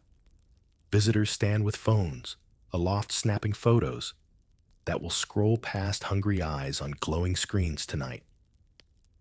A modern ritual, new myth, layered on old digital statues, whispering a question as ancient as any: can you really defeat a story once it settles into the cracks of your own a quirky truth? Many Greek words never fully translated into Latin surviving intact, because even Rome knew when not to meddle. Democracy, philosophy, tragedy, words that leap from tongue to tongue, slipping past borders more easily than armies ever could. Historians scribble their arguments generation after generation, debating if a nation can ever truly vanish. Some claim Greece lives in every marble arch, still standing in every new city that lifts columns skyward to mimic old temples long fallen. Others shrug, saying a ghost is a ghost no matter how beautifully we name it. You wander now to the gallery's final alcove, where a lone fragment of painted pottery rests under warm light. A swirl of blue and ochre shows a single figure, an unnamed dancer caught mid-step. One hand lifted robes, frozen mid-swirl. No inscription says who she was or why she danced. Perhaps she performed for a festival or for a king. Or perhaps she dances still here, in this hush for you alone, one last echo that no legion could conquer, no empire could rewrite. And so, tonight, your wandering feet find a soft, sleepy truth. Greece fell to Rome. Yes, bricks, tumbled walls, cracked temples taxed, until silence lingered in their columns. But in whispers and footnotes and myths and museum halls and borrowed words and the corners of your own restless mind, it never really left. Rest now in that gentle contradiction. Let the old statues stand watch while your thoughts drift through marble shadows and forgotten city streets. Greece lives on. In the myths, you carry the words you speak and the quiet dreams that outlast empires. Yet as marble halls fade behind your closing eyes, another hush opens a Roman courtyard where Greek words breathe life into new walls of empire. Picture an olive oil lamp flickering in a marble atrium. The air hums with Latin chatter. Young Roman nobles squirm on stone benches as a Greek tutor unrolls a scroll. There's the scent of ink sweat and faint envy drifting in the lamplight. You settle in beside them, invisible, yet close enough to see a boy mouth Greek words under his breath, trying not to look foolish in front of friends. Why would a people so mighty pay foreigners to shape their sons' minds? Surviving accounts hint at grudging respect, the kind that grows in private corners of the heart. The first Greek teachers to arrive in Rome didn't wear golden wreaths or togas sewn with triumph. They came with ink-stained fingers and heads buzzing with Homer's verses, wandering philosophers who found themselves summoned to estates far from their crumbling city-states. You might hear a soft shuffle of sandals down Roman corridors, see an old man with a cracked wax tablet, and wonder did he miss the warm breeze of Athens. One mainstream fact echoes through this sleepy lecture. By the 2nd century BCE, wealthy Roman families often hired Greek slaves or freedmen to tutor their children in rhetoric, grammar, and philosophy. But don't let the word slave slip past you too easily. These minds bound in chains or contracts slipped ideas like seeds into Rome's gardens of marble and blood. There's an odd detail that sticks out like an olive pit in a sandal. Some Roman parents secretly resented how much their children adored these foreign tutors. Letters survive, where fathers grumble about sons quoting Plato more than family gods, or dressing in a shabby Greek style to look clever. Fashion then as now can hide 1,000 rebellions. Of course, scholars argue endlessly about how willingly Romans let Greeks in. Some say the empire's pride always bristled. Greek teachers were prized, yet mocked, admired, yet never quite equals. Others insist this mix of envy and awe forged something new, a Roman mind sharpened on a Greek blade. So sit quietly now, beside a restless Roman boy, repeating Greek verbs in the lamplight. Somewhere outside, the city's roar fades behind villa walls. But here, a softer conquest unfolds, word by word, idea by idea. And you, sleepy listener, are here to overhear it all. A hush drifts across the courtyard as you slip behind another column. This time, your footsteps follow the ones who didn't choose to come. Greek philosophers in exile wrapped in thin cloaks that barely hold off the Roman chill shuffle scrolls under moonlit porticos. Tonight their words echo softly against marble walls, meant for generals and senators, not dreamers and dissenters. In this quiet corner, you lean closer. The olive trees cast shadows like scribbled thoughts on the floor.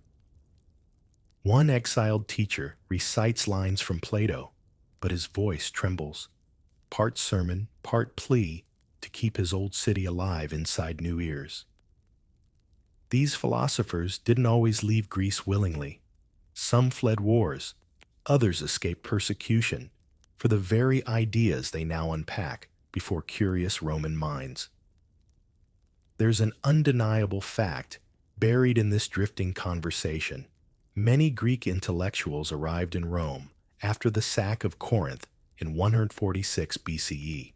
Rome's conquest of Greek cities uprooted thousands wealthy families, artisans, thinkers alike. Some were dragged as spoils. Some slipped through back doors, carrying nothing but riddles and philosophies in their heads.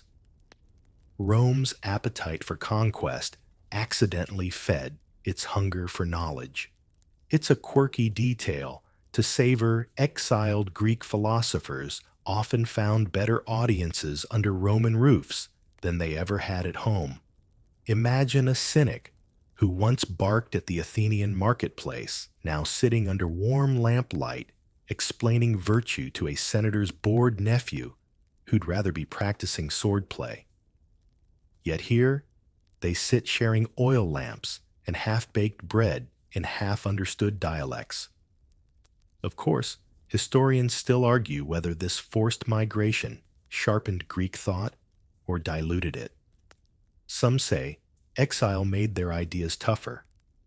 Philosophers turned survivors, forging reason and resilience together.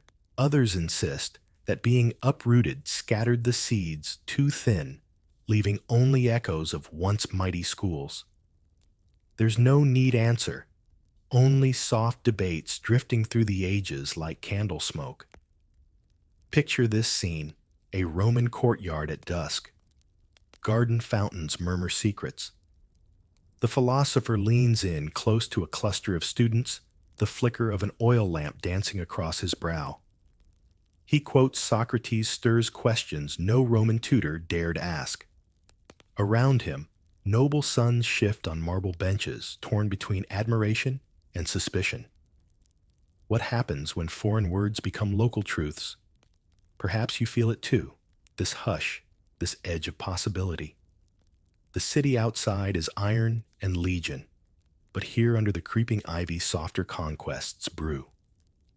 Rome's appetite for empire met Greece's hunger for questions, and both were changed in the candlelight. And you tucked here unseen, get to linger at the edges. Hear the scrape of wax tablet under stylus. Smell the musty linen cloaks. Wonder if these young Romans will someday repeat these ideas in the Senate, disguising Greek logic in Latin words. Let your mind drift across centuries. Maybe if you listen closely, you'll catch an echo of that debate tonight. Did these exiled thinkers plant seeds for Rome's golden age? Some swear they did whispers of reason and curiosity that outlasted marble columns and broken statues. Stay here just a moment longer. Let the fountain murmur. Let the oil lamp sputter. Let the philosopher pause, searching for the perfect Greek word that will land like a pebble in the still pond of Roman ambition. And you half asleep, now drifting beside them, carry that whisper with you. Even exiles can change the world, one soft question at a time. A soft breeze tugs at your cloak as you slip deeper into Rome's tangled alleys, where stone schools hide behind grand facades. Here, Greek rhetoric takes root in eager Roman minds, like ivy clinging to ancient brick. You stand at the threshold of a small hall lit by flickering lanterns. Inside, the air hums with sharp words and sharper ambitions. Peek in closer. A young Roman orator stands rigid before his teacher, a stooped Greek master whose voice drips both scorn and pride. The boy clears his throat, then launches into a speech about duty, loyalty, empire, his Latin phrases spliced with Greek flourishes that curl around the listeners like vines. This is no idle hobby. Here, rhetoric is a weapon, a path to Senate benches, and whispered conspiracies. It's a plain but mighty fact. Greek tutors revolutionized how Romans spoke and persuaded. By the 1st century, BCE, rhetoric schools run by Greek masters dotted the city from cheap rented rooms to grand private salons. Every ambitious senator in training learned to twist words the Greek way, irony rebuttal, clever deflection. These lessons shaped the Senate's marble stage as much as any general's victory. A curious little detail lurks in old parchment notes students sometimes trained by moonlight. By day, their father's business and public duties demanded rigid formality. But at night, under hushes of oil lamps, they rehearsed cutting phrases and sly arguments. Imagine them now, a half-circle of teenage boys' cloaks, pulled tight practicing poisonous questions for tomorrow's forum. Their Greek tutor watches like a hawk, pouncing on each slip of logic.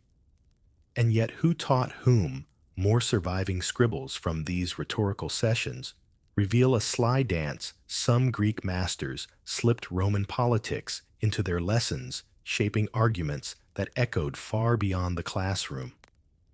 But others argue the Romans twisted Greek rhetoric into something rougher, more brutal fit for empire rather than polite city-states.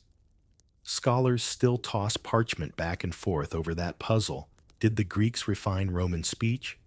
Or did Rome's hunger reshape Greek eloquence step closer? You see a scroll, cracked with age ink stains, smudged where sleepy boys erased mistakes. Over there, a senator's son rolls his eyes at yet another tongue twister. But deep down, He knows tonight's lesson might tip tomorrow's debate in his family's favor. In the flicker of lamplight, the line between word and weapon blurs. Picture a moment. Just before dawn, the boys stumble out into cold streets, words echoing in their heads like tiny drums. A Greek tutor lingers behind, dousing the last lamp. He rubs his aching temples. Did tonight's lesson spark a future Caesar's cunning? There's no way to know.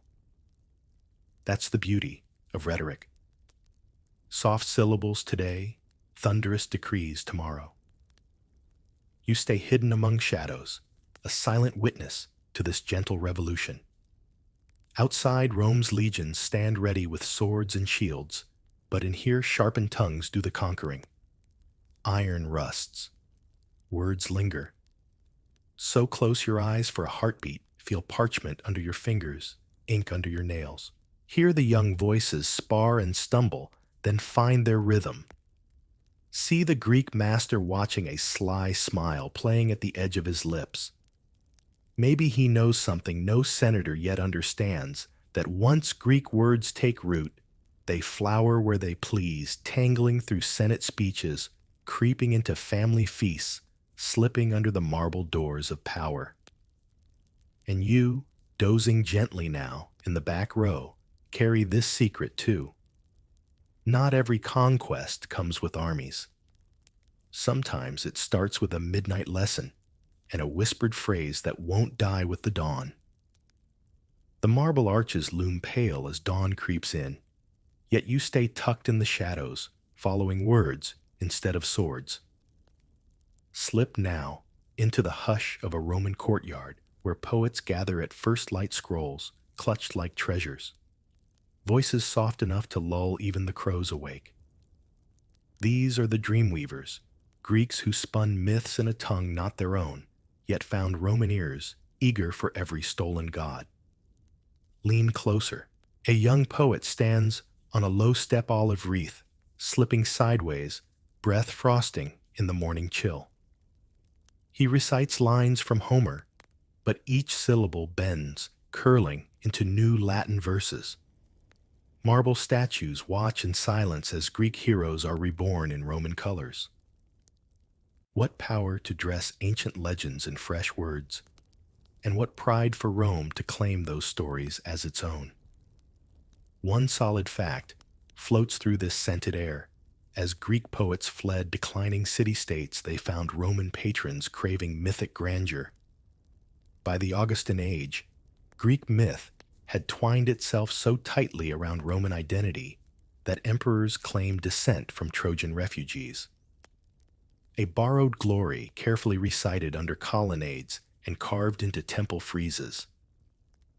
A tiny, perfect detail some of these poets performed at dawn, believing fresh air and soft light pleased the muses best. Picture them, cloaks wrapped tight, voices barely louder than the cooing doves. Wealthy Romans would linger with cups of watered wine, nodding to verses about Odysseus sailing seas that never touched Italian shores. Yet the debate trickles on. As stubborn as ink stains, did the Romans twist these Greek myths to feed their own empire's vanity? Some scholars say the myths were flattery spun for power, dressing up conquest with noble ancestors and borrowed gods. Others insist the poets smuggled Greek wit and satire under the polished Latin, whispering sly jokes about Roman pride right under the emperor's nose. The truth curls somewhere in between, like a line of verse unfinished. Watch the poet now, his fingers smudged with wax, his eyes flicking to a senator's bored son, who stifles a yawn. This is no classroom lecture, but a performance, a delicate balance of flattery and rebellion. One stanza praises Mars and Venus. The next slips in a sly wink that even the city's marble statues might smirk at if they could. Let the early sun warm your shoulders as you stand behind the last row of listeners. Smell damp stone, crushed laurel leaves, the faint sweetness of honey cakes offered as payment. These soft mornings shape the empire's imagination words, bright enough to outshine triumphal arches, myths stronger than any iron legion. Stay here as the last lines float into the day. Picture a Roman general, fresh from some distant conquest, repeating these same Greek verses to calm his mind before the Senate's roar. Imagine a boy copying them onto wax tablets by lamplight, scribbling dreams that will live long after the marble crumbles. This quiet moment belongs to you too. You, half lulled by rhyme, half lost in dawn's hush, hold a tiny piece of proof that stories cross borders better than armies ever could. And so you drift on, down these shadowed colonnades, Greek myths, now Roman verses, words, floating free in the soft hush between empire and dream. Your feet pad softly over worn mosaic floors, now following the faint smell of herbs and heated oils drifting from a shadowed side street. Slip inside gently, where Greek doctors bend over Roman patients in rooms warm with steam and secrets. The empire's marble might fades here, replaced by the quiet authority of men who carry centuries of scrolls in their heads and tiny vials in their satchels. Peer over a healer's shoulder as he unwraps linen from a soldier's wound. The air prickles with sharp scents, garlic poultices, vinegar rinses, crushed mint to cover infection's sour breath. By the 1st century, CE Greek medicine was as common in Rome's homes as olive oil on bread. Rich or poor, sick or just anxious Romans sought out Greek healers for cures their own folk remedies never quite managed. One clear fact stitches this scene together. Hippocratic texts, copied, memorized, debated, became the bedrock of Roman medical schools. Even the mighty Galen, Rome's most famous physician, wrote in Greek and trained under the shadow of those older masters. So while senators argued politics in Latin, their fevers were sweated out under Greek whispers and ancient theories. A peculiar truth sticks in your mind. Like a splinter, some Roman physicians trained abroad in Greece only to return and charge fortunes for the same foreign cures their grandfathers once sneered at.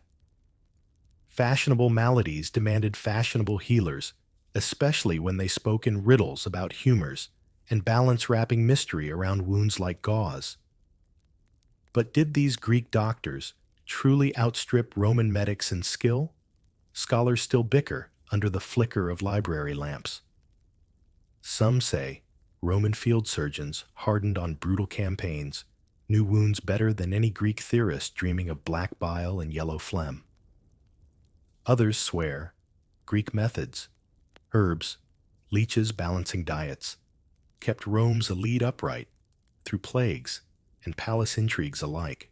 The debate rustles through dusty pages, but never quite settles. Step closer. Hear a healer mutter an oath to Asclepius as he grinds dried poppy. Feel the warm pulse under his patient's wrist, the hush as he tests a cure passed down through generations. Beside him, a Roman apprentice scribbles notes on a wax tablet, wide-eyed at the strange words cardia, pneumophysis. Greek terms slip like tiny spells into Latin minds. Outside, a merchant waits with his feverish daughter. Inside, a senator's wife whispers her private worries. Too many dreams, too much blood, too many shadows behind her eyes. Greek healers diagnose not just the body, but the restless mind, prescribing prayers and poppy juice alike. You see the irony blooming. Rome conquered Greek cities, yet turned to Greek hands to patch up wounds the legions left behind. Let your gaze linger on a wooden shelf, tiny clay jars of honeyed tinctures, rolled bandages, sprigs of lavender to chase foul smells. A single scroll sits open, stained and creased, its margin notes crawling with half-Roman, half-Greek phrases. This is medicine by lamplight, old words guiding new cures, foreign hands mending imperial flesh. You drift a little closer to the patient's side, listening to breath, slow under a healer's chant. Beyond these walls, Rome roars with politics and parades. But here, the hush is holy oil lamps flicker like promises that wounds can heal if only enough poppy and prayer stand ready. Let your eyelids droop with the steam and soft murmurs. In this borrowed quiet, Greek and Roman lives tangle under the same linen wrappings, scars, and secrets stitched together with foreign words, Roman gold, and a touch of hope. And you half asleep by the door, know now that an empire's pride can yield to a foreign salve, one patient at a time. Slip your sandals back on and wander through Rome's winding lanes until the clang of hammers and the dry scrape of chisels draw you in. Here in the dusty glow of late afternoon, Greek artists and architects leave fingerprints on an empire that loves to boast. It builds all things Roman, yet so often calls Greek hands to guide the marble. Duck under a half-finished archway. The scent of wet plaster and pigment clings to the air. A Greek artisan stands barefoot on a wooden scaffold hammer, poised as he chips a flourish into a frieze. Below him, Roman laborers haul bricks and grunt at orders in a language they barely half grasp.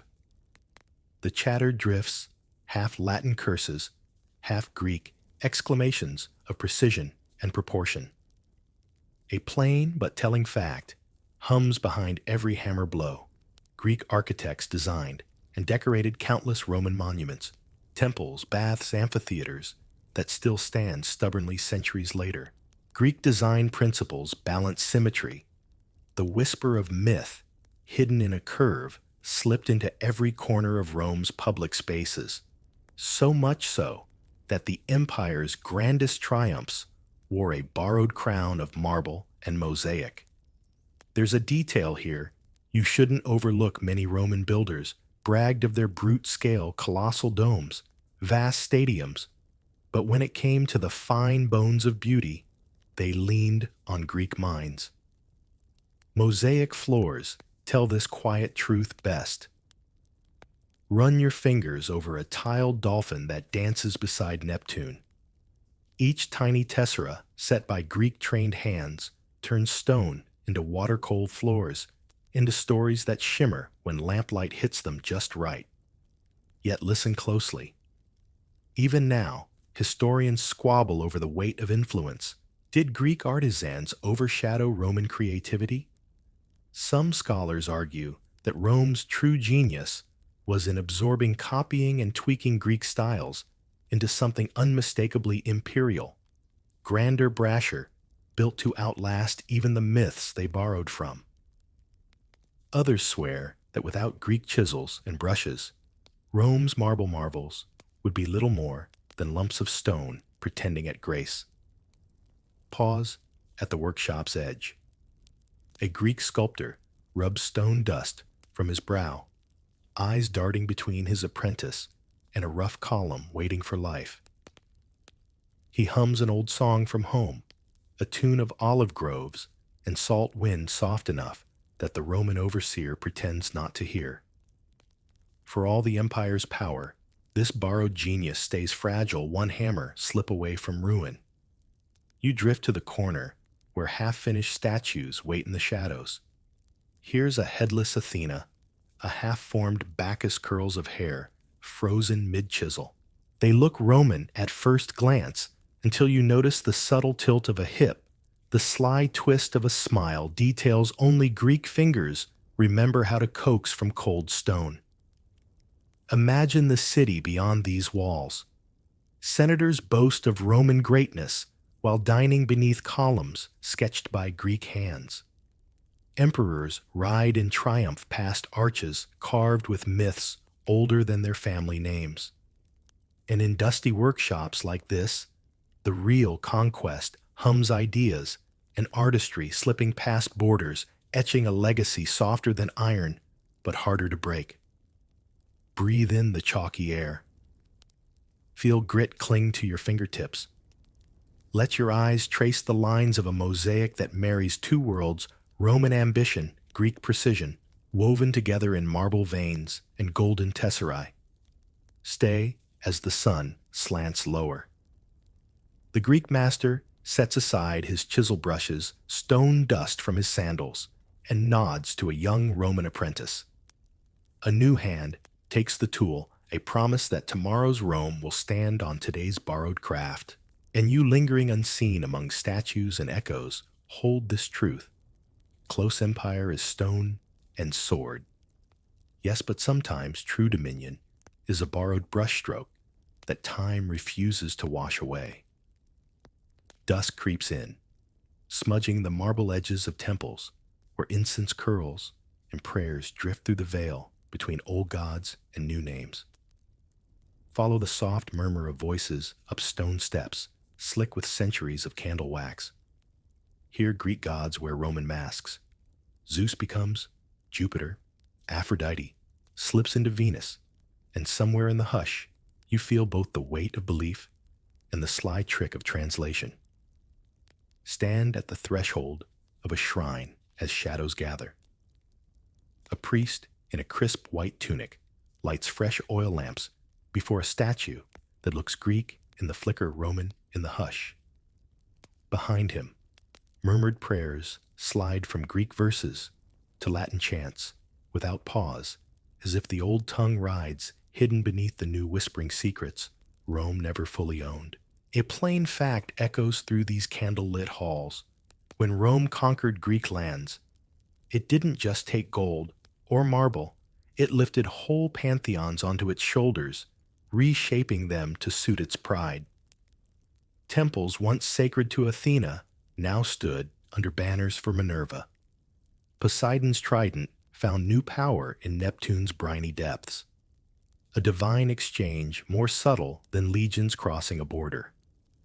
Lean in and savor an overlooked detail. Some families kept tiny household shrines where Greek and Roman deities sat side by side. Two statues, two sets of offerings, a hedge against cosmic offense. A pinch of salt for Jupiter, a drop of oil for Zeus, just in case the heavens needed double pleasing.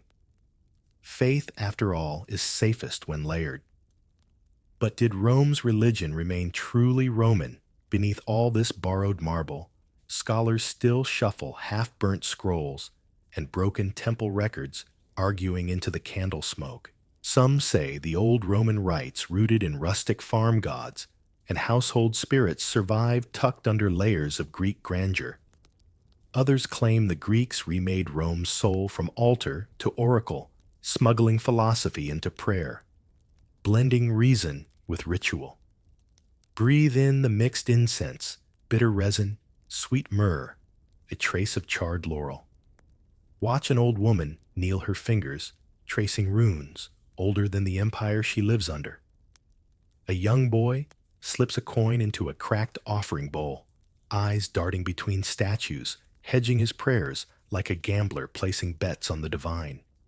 Outside the temple walls, you hear Rome's daily roar chariots rattle over cobblestones, merchants shout over amphorae of oil and wine. But here, under the gods' stony gazes, all that clamor hushes. The air holds its breath. Myths merge, prayers blur, and you stand among shadows that have outlasted emperors and fallen walls. Picture a scribe scratching notes on a wax tablet by lamplight. He records new rituals layered on old chants, lists of feast days that mix Greek festivals with Roman processions. His stylus pauses. Did he spell the god's name in Greek or Latin? Does it matter when the prayer is the same soft wish for rain, love, or victory? This is the empire's quiet exchange, legion standards, waving on distant frontiers, while at home, altars trade names, and the sky listens in two languages. Look closer, and you'll see how temples became crossroads for ideas as much as for worship places, where philosophers debated sacrifice beside priests who counted coins in clay bowls. Let your mind drift here a while longer. Feel the cool stone under your feet, the warm circle of lamplight around the statues. The hush is not emptiness, but layers of old promises, broken vows, and whispered deals between mortals and the vast star-flecked unknown. And you, half lost among flickering lamps and drifting incense, carry this secret deeper into the night, that even gods wear masks when empires need new stories to tell themselves. Step softly now into a place where the hush is thicker than any temple's incense, where words sleep rolled in parchment and dust drifts between marble shelves. Welcome to Rome's growing libraries, chambers brimming with Greek scrolls stacked like coiled secrets waiting for a curious hand. Follow the whisper of turning pages through vaulted halls where knowledge pooled quietly while armies roared outside the walls. Slip between the shelves. The air here is stale, yet sweet, musty parchment, dried ink oil lamps, flickering to chase away shadows. A young Roman scholar balances a stack of scrolls at his hip lips, moving as he mouths Greek phrases line by line. Every sentence is a ghost from Athens, drifting into Roman minds by candlelight. A simple fact unrolls before you, like fresh papyrus from the late Republic onward. Greek texts flooded Rome's private libraries and public archives alike. Senators stocked shelves with Homer and Aristotle as badges of culture, a soft boast that power lay not just in legions, but in lines of poetry and lines of logic. Yet an overlooked wrinkle curls through these quiet halls. Many Roman collectors hoarded books more for prestige than for reading. Some scrolls stayed sealed for decades, their knots never cut, their words never spoken aloud.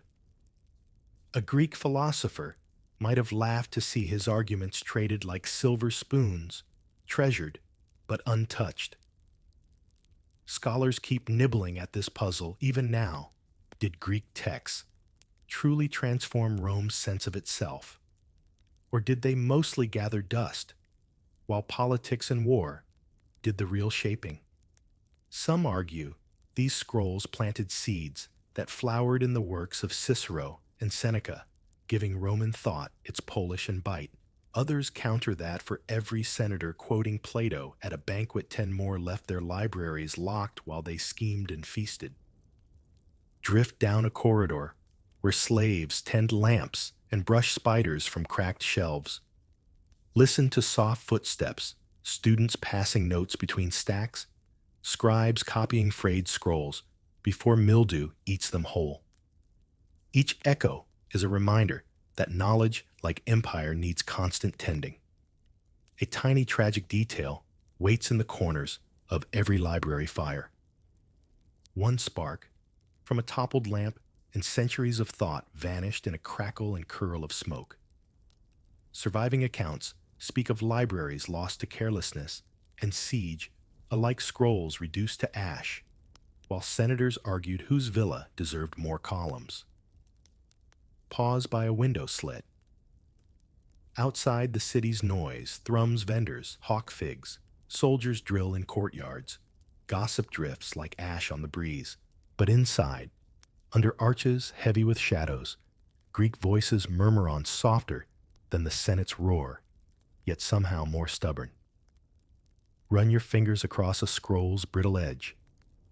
Imagine unrolling it by moonlight eyes, squinting at faded ink that once rode across the sea in a trader's chest. Each line promises a glimpse of worlds that shape this one, Sappho's verses, Aristotle's treatises, the dry wit of men whose bones turn to dust while their thoughts turn to whispers in Roman libraries. Stay a moment longer among the rows. Feel the hush settle over your shoulders like a soft cloak. This is where ideas outlive statues and marble arches. Empires fall, yet a single phrase scribbled on a wax tablet by lamplight drifts forward to the next pair of curious eyes. And you, hidden here among the shelves, carry a secret echo with you into sleep, that even when fire eats parchment and dust claims shelves somewhere, a single Greek word might slip through the cracks, find a new tongue, and hum the empire awake once more. Step away from the hush of scrolls and drift now through the echoing halls of a Roman villa where laughter and hushed whispers weave around the crackle of oil lamps. Here, the next Greek lesson begins not in grand libraries or crowded forums, but in the intimate corners of noble households, where Greek tutors shape the future one restless child at a time. Picture a tiled atrium warmed by dawn's first light. A young Roman boy fidgets on a low stool while his Greek tutor paces before him, scroll in hand, patience slipping, as the boy tries to decline verbs that tangle on his tongue. The room smells of polished bronze fresh bread from the kitchen and the faint sharpness of ink on reed pens.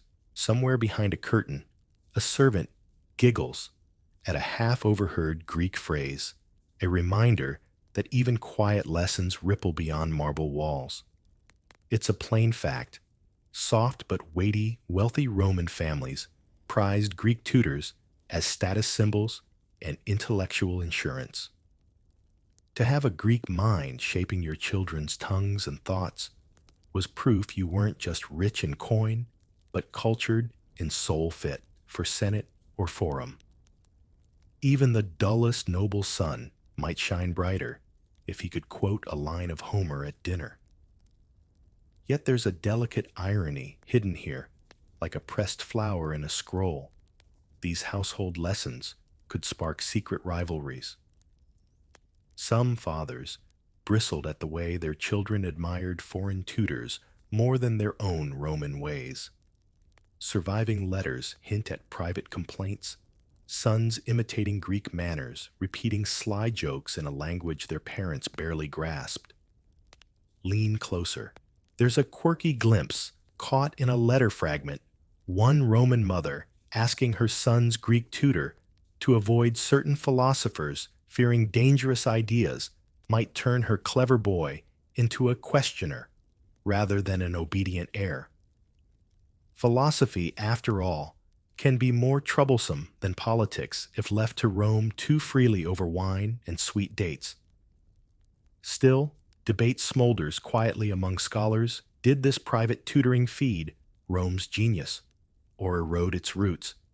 Some argue Greek tutors opened young minds, planting seeds that flowered in law poetry and statesmanship. Others whisper that too much foreign influence stirred envy and rebellion, little cracks that widened as the empire aged. Peer around the column, now see the child mouth a line of Socratic dialogue, stumble then grin, when his tutor corrects him with a theatrical sigh. Behind them, a mosaic floor sparkles in soft light, dolphins' tridents, and tiny Greek letters winding among the tiles, reminders that even the art underfoot whispered lessons with each step. Outside the atrium, the city rumbles to life chariots rattling merchants calling prices. Inside the world is smaller, more dangerous in its own quiet way. Ideas slip from tutor to child, to siblings, to dinner tables, where senators pretend not to listen too closely. And behind each half-whispered phrase, a flicker of resentment or admiration waits to spark. Let your eyes drift to the tutor, now rolling up the scroll for the morning. His voice softens as he praises the boy's effort, just enough to stir pride without rebellion. He'll stay for the midday meal, perhaps join a polite argument with the household's elder cousin, then retreat to a cold room with a single lamp to plan tomorrow's lesson. More Greek, more questions, more tiny, unstoppable cracks in marble certainty. Stay hidden a moment longer in this tiled corner. Listen for the scratch of stylus on wax, the giggle behind the curtain, the soft lull of a foreign tongue reshaping the next voice that will echo through the Senate one day. And you half drowsy among the mosaics and whispers know this truth better now. Sometimes an empire's future sleeps inside one child's lesson, taught softly by a foreign mind under the hush of flickering lamps. Slip away from the polished villas and drift down Rome's back corridors, places where lessons carried out in sunlit atriums bloom into sharp ironies behind locked doors. Here beneath the marble and grandeur, you'll find Greek slaves who hold the keys to Roman minds, living proof that chains and genius sometimes share the same bed. Imagine a small study tucked behind a senator's garden. Oil lamps flicker against shelves, crowded with scrolls and cracked wax tablets. A Greek slave, once a free teacher, now a possession, leans over a young noble's shoulder, correcting lines of Latin so tangled they'd make Cicero wince. His wrists bear faint scars from old bonds, yet his tongue moves freely over philosophy rhetoric and sly half-jokes that lift brows and bend minds. This is no rare scene, it's a plain fact that Greek intellectuals often arrived in Rome as captives of war or victims of debt sold alongside cattle and silver. But unlike livestock, these minds couldn't be contained by iron alone. Many found themselves pressed into service as private tutors, librarians, or household scribes, shaping the very empire that had unmade their freedom. A sharp, curious detail glitters in the margins of old letters. Some Roman nobles boasted of owning Greek scholars like status trophies, proud of having a personal philosopher who could recite Aristotle at a drunken banquet or pen witty verses on demand. Imagine that irony, wisdom in chains, genius unbought, yet bartered daily for scraps of freedom. Of course, historians murmur over parchment, whether these Greek minds rebelled in secret. Some argue they wove resistance into their teaching, nudging young Roman heirs to question, to doubt, to probe at the foundations of their own power.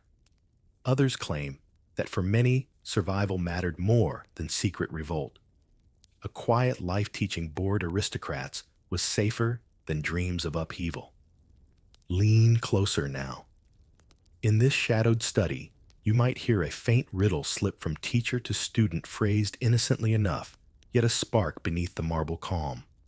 A slave quoting Socrates on liberty, all while tied by contracts and unspoken threats. Did the Roman boy understand the hidden blade in those lines?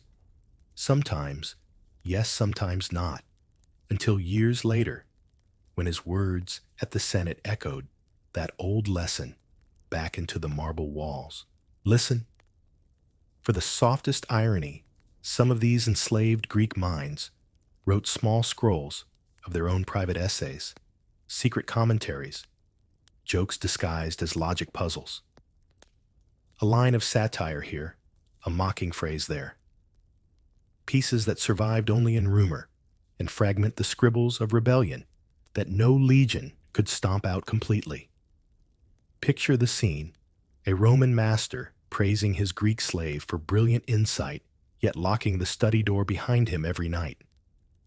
The slave alone, with a guttering lamp, scratches a final line of Greek poetry into a wax tablet, too risky to share, yet too precious to lose. A whispered defiance held in neat curling letters. Step back to see the contradiction, whole an empire claiming Greek wisdom, while shackling its very source. And yet the Greeks taught Rome to think patiently sometimes, bitterly, always, persistently. Each lesson, a quiet rebellion, each phrase a seed that might grow between cracks in marble certainty. Outside the city pulses with victory parades and triumphal arches. Inside, under flickering lamplight, a single chained scholar plants thoughts that might outlast every legion banner ever stitched. Stay here a moment more. Hear the scratch of stylus. The sigh of parchment unrolled the hush of ancient words refusing to die. Even in chains, a mind can slip its bonds and roam freely through another's thoughts. And you, half lulled by the soft scratch of secret lines, hold this puzzle as sleep drifts closer, genius bound yet unbroken, teaching its captors how to think and perhaps quietly how to question why.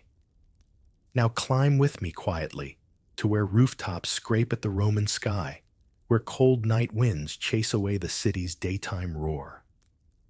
Here, under a scatter of stars, Greek astronomers squat beside flickering oil lamps, tracing patterns above your head that promise to keep Rome's restless empire in step with the universe. Picture it, a narrow rooftop garden, pots of herbs shivering in the chill, a Greek scholar hunched over a wax tablet, stylus scratching arcs and dots that mimic the heavens. Beside him, a young Roman noble leans back on his elbows, squinting at the constellations he can barely pronounce. Between them, the city hums tavern songs, drifting up distant guards, stamping their feet to stay awake. A plain truth glows like the moon overhead, long before Rome claimed dominion over the known world. Greeks mapped the stars, charted eclipses, and set the gears of calendars still turning under Roman rule. When wealthy Roman patrons wanted to know when to plant their vineyards, when to sail their ships, when to whisper auguries before war, they turned to Greek stargazers perched on their tiled roofs. Yet there's a tiny quirk you can't overlook. These rooftop astronomers were half scientist, half showman. They spun grand explanations about spheres and wandering planets wrapped in riddles, so that each patron felt both awed and just slightly dependent. A Greek astronomer might murmur about Jupiter's path, then sip wine bought with the promise of one more lucky forecast.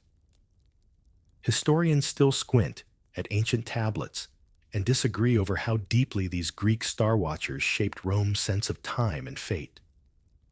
Some argue they brought structure to chaos, aligning festivals and battles with cosmic rhythms so vast they made empires feel small.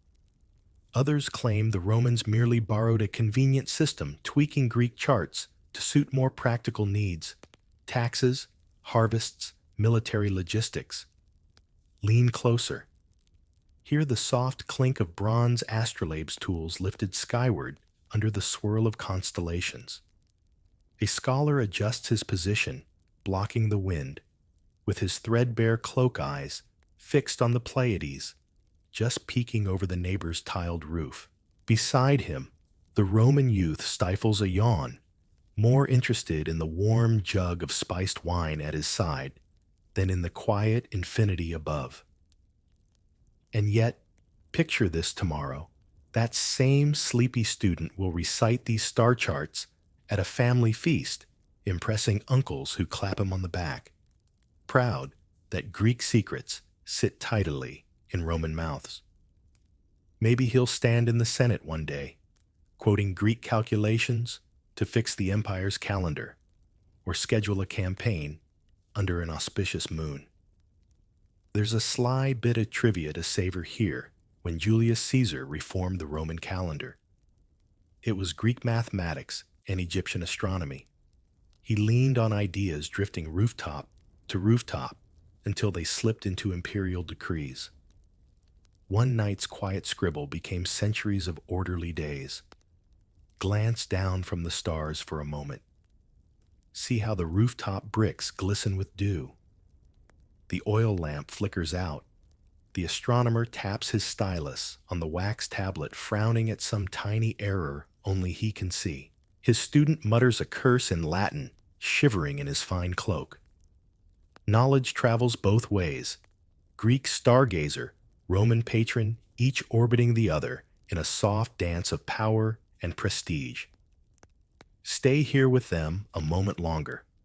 Let the wind nip at your sleeves as the night folds itself over Rome.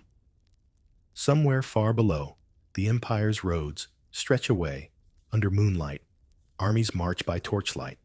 Traders plan journeys by star paths, traced first by these patient watchers in borrowed tunics. And you half drifting on the edge of sleep eyes blinking at Orion's belt, carry this hidden truth with you above every empire stars outlast borders and quiet Greek voices once mapped them all for Rome to follow. Slip down from the rooftops now, your mind still humming with starlight, and drift into the grand stone heart of the empire, the Senate itself. Here Greek words slip slyly through Latin arguments like wine diluted in water impossible to separate once poured. Beneath vaulted ceilings and flickering braziers, Rome's most powerful men quote Greek philosophers to bend the future to their will. Picture yourself tucked behind a cold marble column. Senators in heavy togas gesture with ink-stained fingers, scrolls spread across low wooden tables. A hush falls as one gray-haired orator clears his throat and drops a line from Aristotle, half Latin, half Greek, fully intended to sound more learned than the rest. His rival, across the floor, counters not with brute threats, but with Plato twisting logic, like a dagger gentle but deadly. One unshakable fact echoes under these arches. By the late Republic, Greek philosophy had infiltrated Roman politics so thoroughly that Senate debates sometimes felt like lectures wrapped in lawmaking. Statesmen read Greek works in secret, then paraded them in speeches to sound noble or to slip a subtle insult masked in a clever quote. A tiny, overlooked detail rustles in the margins of old Senate records. Sometimes these orators misquoted their Greek on purpose. A subtle twist of wording could smear an opponent as an uneducated brute or a philosopher so out of touch he'd never soil his toga with real politics. Wit in this marble chamber was as sharp as any gladius on the frontier. But historians keep jabbing each other with footnotes about this. Did Greek ideas truly steer Roman policy? Or were they just pretty wrapping around hard power? Some argue the words shaped real reforms, laws echoing Athenian models of citizenship and ethics. Others insist the Greek phrases were mostly performance-polished armor for raw ambition. Listen carefully. You might catch a senator mutter to an aide quoting Epicurus on the folly of fear, then moments later demand new taxes to fund another campaign in Gaul. Philosophy could soothe the conscience even as the treasury groaned under the weight of endless legions. Look closer at the senator's hands. Rings flash as they tug at scrolls or gesture mid-argument. Some wear amulets engraved with tiny Greek maxims, reminders that a well-turned word can be more lethal than a soldier's spear.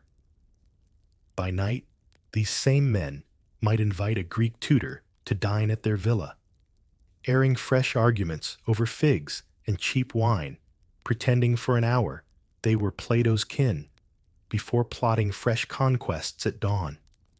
See the irony settle like dusk in this room. An empire that prided itself on Roman pragmatism, discipline law, and yet, at its highest table, borrowed Greek ideas to varnish its conquests in the gloss of reason and virtue. A paradox whispered behind every marble pillar. Drift behind the last row of benches. A scribe squints by candlelight, scratching down every phrase, every misquote, every moment, when Greek syllables became tools of persuasion and sometimes soft rebellion. Somewhere in that mess of notes, a young senator waits his turn to stand, roll a Greek name off his tongue, and nudge the empire 1 degree left or right. Stay hidden a heartbeat longer. Feel the cold marble against your back, the faint smell of ink and oil lamps lingering under the scent of old wool cloaks. Let the arguments wash over you, Greek wisdom recited in Latin words, swirling among ambitions as grand and fragile as the marble beneath your feet. And you, half fading behind the pillar, carry this strange hush with you, that sometimes power shifts, not with sword thrusts, but with quiet syllables borrowed from minds long turned to dust. Step away from the hushed thunder of the Senate and trail your fingers along a corridor where the echo of arguments fades into the steady scratch of styluses. Here, Rome's famed law codes, so weighty they still cast shadows today, bear the faint fingerprints of Greek reason tucked neatly into wax tablets and marble slabs. Slip closer. A pair of scribes hunch over a long wooden table, styluses darting across smooth wax eyes, darting to a cracked Greek scroll propped between flickering lamps. The air smells of melted beeswax, oiled leather, and a faint bite of ink. You watch the scribes pause, mutter over an unfamiliar word, then Latinize it with a shrug, folding Greek thought into Roman rule line by quiet line. One simple truth anchors this soft scratching when Rome sought to codify its sprawling, tangled laws into clear pillars. Greek legal frameworks were a blueprint borrowed, bent improved upon, but always lingering in the veins beneath the marble skin of the empire's courts. There's a small, delicious detail tucked in legal margins. Certain Roman statutes quote Greek models so exactly that scholars centuries later find Greek phrases half buried in Latin sentences, like fossils in a marble quarry. A clause here about property rights, an echo there of Athenian civic duties. A testament to how ideas travel further than any legion's march. Yet debates swirl endlessly in the lamplight. Did Roman law stand tall on Greek shoulders, or did it stretch far beyond its borrowed bones? Some historians argue that Rome's genius was adaptation, plucking the best Greek civic ideas, then forging them into something harder, clearer, sterner. Others insist the Greeks deserve more credit than they got ghost architects of an empire's rules, mostly thanked by footnotes and forgotten scribbles. Breathe in the quiet tension of this chamber. A magistrate stands at a lectern, reading new draft codes aloud, while a half-dozing apprentice scribbles corrections. A sleepy guard shifts by the doorway spear, tapping the floor in a dull rhythm. Outside, a cart rattles down a cobbled alley, carrying fresh wax tablets to another draft room, where more scribes will repeat the same borrowed dance. Picture a young Roman student slipping into this dim space at dawn, bare feet, cold on stone eyes, wide as he listens to words that bind estates, taxes, marriages, and debts. He hears the distant echo of Greek debates about justice and balance now repackaged in the crisp bark of Latin commands. Tomorrow, he might recite these laws in a dusty courtroom, a faint echo of Socratic puzzles hidden behind hard Roman rulings. There's a quiet contradiction in this corner of empire soldiers and senators swagger with iron certainty, but the laws that hold it all together rest partly on foreign ink. Think of it. A Roman general might thunder orders across Gaul. Yet back home, a single Greek phrase about civic duty slips into the edicts that govern his spoils. Let your eyes drift to a shelf heavy with wax tablets, stacked like bread loaves, each one etched with rules about water rights, inheritance, or betrayal. Some lines copied by candlelight, when the scribe's hands shook with sleep. Yet even in those shaky strokes, you can trace the afterglow of Athens shining beneath Rome's iron crown. Stay here a heartbeat more. Hear the soft scratch of styluses, the murmur of legal Latin stitched with Greek logic, the hush of empire pretending its genius was always its own. And you half lulled in this law-wrapped hush, carry away a small truth as sleep creeps closer, that even the strongest empire sometimes stands on borrowed parchment, ruled by foreign thoughts hidden under Latin wax. Step away from the stiff formality of law chambers and slip into a shadowed corner of Rome few dared to name aloud. Here among hidden scrolls and whispered rumors, Greek thinkers who served Roman patrons sometimes wielded their sharpest weapon, satire. Not chiseled statues or engraved tablets this time, but sly jabs of ink that dance just out of reach of censors' grasping hands. Picture a cramped study behind a noble's sprawling villa walls, lined with scrolls, a single oil lamp casting trembling shadows over parchment scraps. A Greek scribe leans over a rough wooden desk, his stylus flicking quick as a moth's wing. Each line spins a joke so gentle a Roman lord might chuckle at dinner, yet sharp enough that read sideways it pricks pride and hints at rebellion. One solid fact rustles through the pages of half-burned manuscripts. Greeks under Roman rule often use satire as quiet armor, a way to speak truths too dangerous to voice outright. Poems that read like idle gossip could carry barbs about corruption. Fables about lazy gods might mock senators who grew fat on tribute and flattery. There's a curious little footnote scribbled by scholars. Some Greek writers bound to Roman patrons inserted subtle insults right under their masters' noses. A flattering dedication might contain a hidden pun.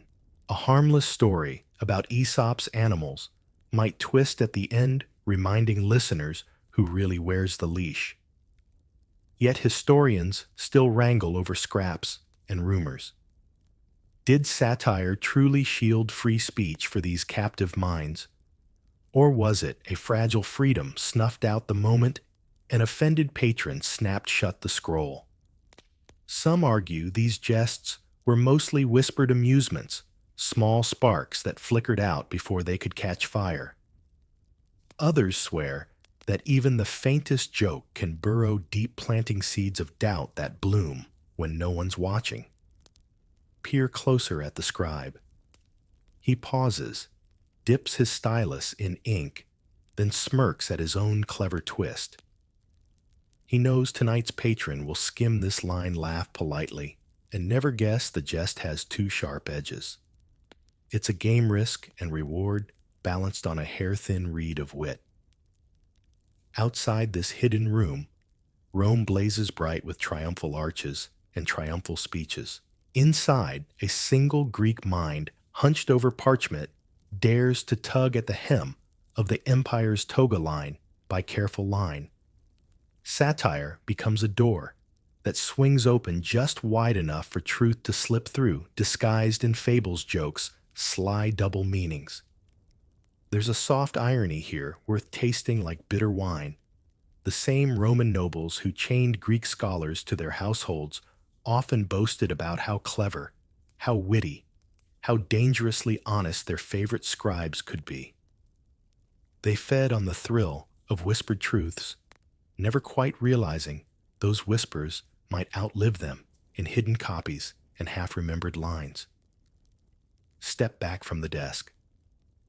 See the tiny scroll, rolled tight and slipped into a basket beneath a shelf destined perhaps for a friend's cautious hands, or maybe to be read aloud under moonlight when the patron's household sleeps. Words that might vanish into flame tomorrow, yet linger tonight, like sparks tucked under a pile of dry reeds. Let your breath settle here a moment. Feel the hush of pages, the scratch of stylus, the sly smile of a thinker who knows his chains don't reach his mind. Satire isn't a sword. It's a whisper in the dark, a joke so light it floats right past the guard at the villa gate. And you, half sunk in this flickering hush, carry this sly truth with you as sleep drifts closer. Sometimes the softest laugh is the strongest shield, a tiny rebellion hidden between lines of polite praise. Step away now from hidden scrolls, and sly smiles follow the hush out past courtyards and columns to the edge where marble meets ruin. Here, centuries later, the stones still hum with echoes of those Greek and Roman minds, twined so tightly that even decay cannot untangle them. Stand among toppled pillars and wild grass, the night air cool on your skin, and listen for the soft murmur of ideas that never really died. Picture the moon casting pale light across shattered temples and half-buried amphorae. Somewhere underfoot lies a fragment of a Greek verse or a chipped corner of a Roman law tablet, shards of thought once powerful enough to guide empires and soothe restless rulers. Now, they lie scattered under drifting dust, waiting for curious fingers and half-awake minds to piece them back together. One enduring truth stands quiet here among these fallen stones. Though armies marched, temples burned, and scrolls turned to ash, the whispers planted by Greek teachers still coil through the world threads of reason, satire, myth, and wonder, spun into new languages and new dreams. A curious, comforting detail lingers like dew on marble in medieval monasteries. Far from Rome's vanished forums, monks copied Greek texts alongside Latin prayers, not always knowing they were saving the embers of philosophers whose ideas once irked emperors and senators alike. Candle by candle, word by word, the thoughts outlived the hands that first inked them.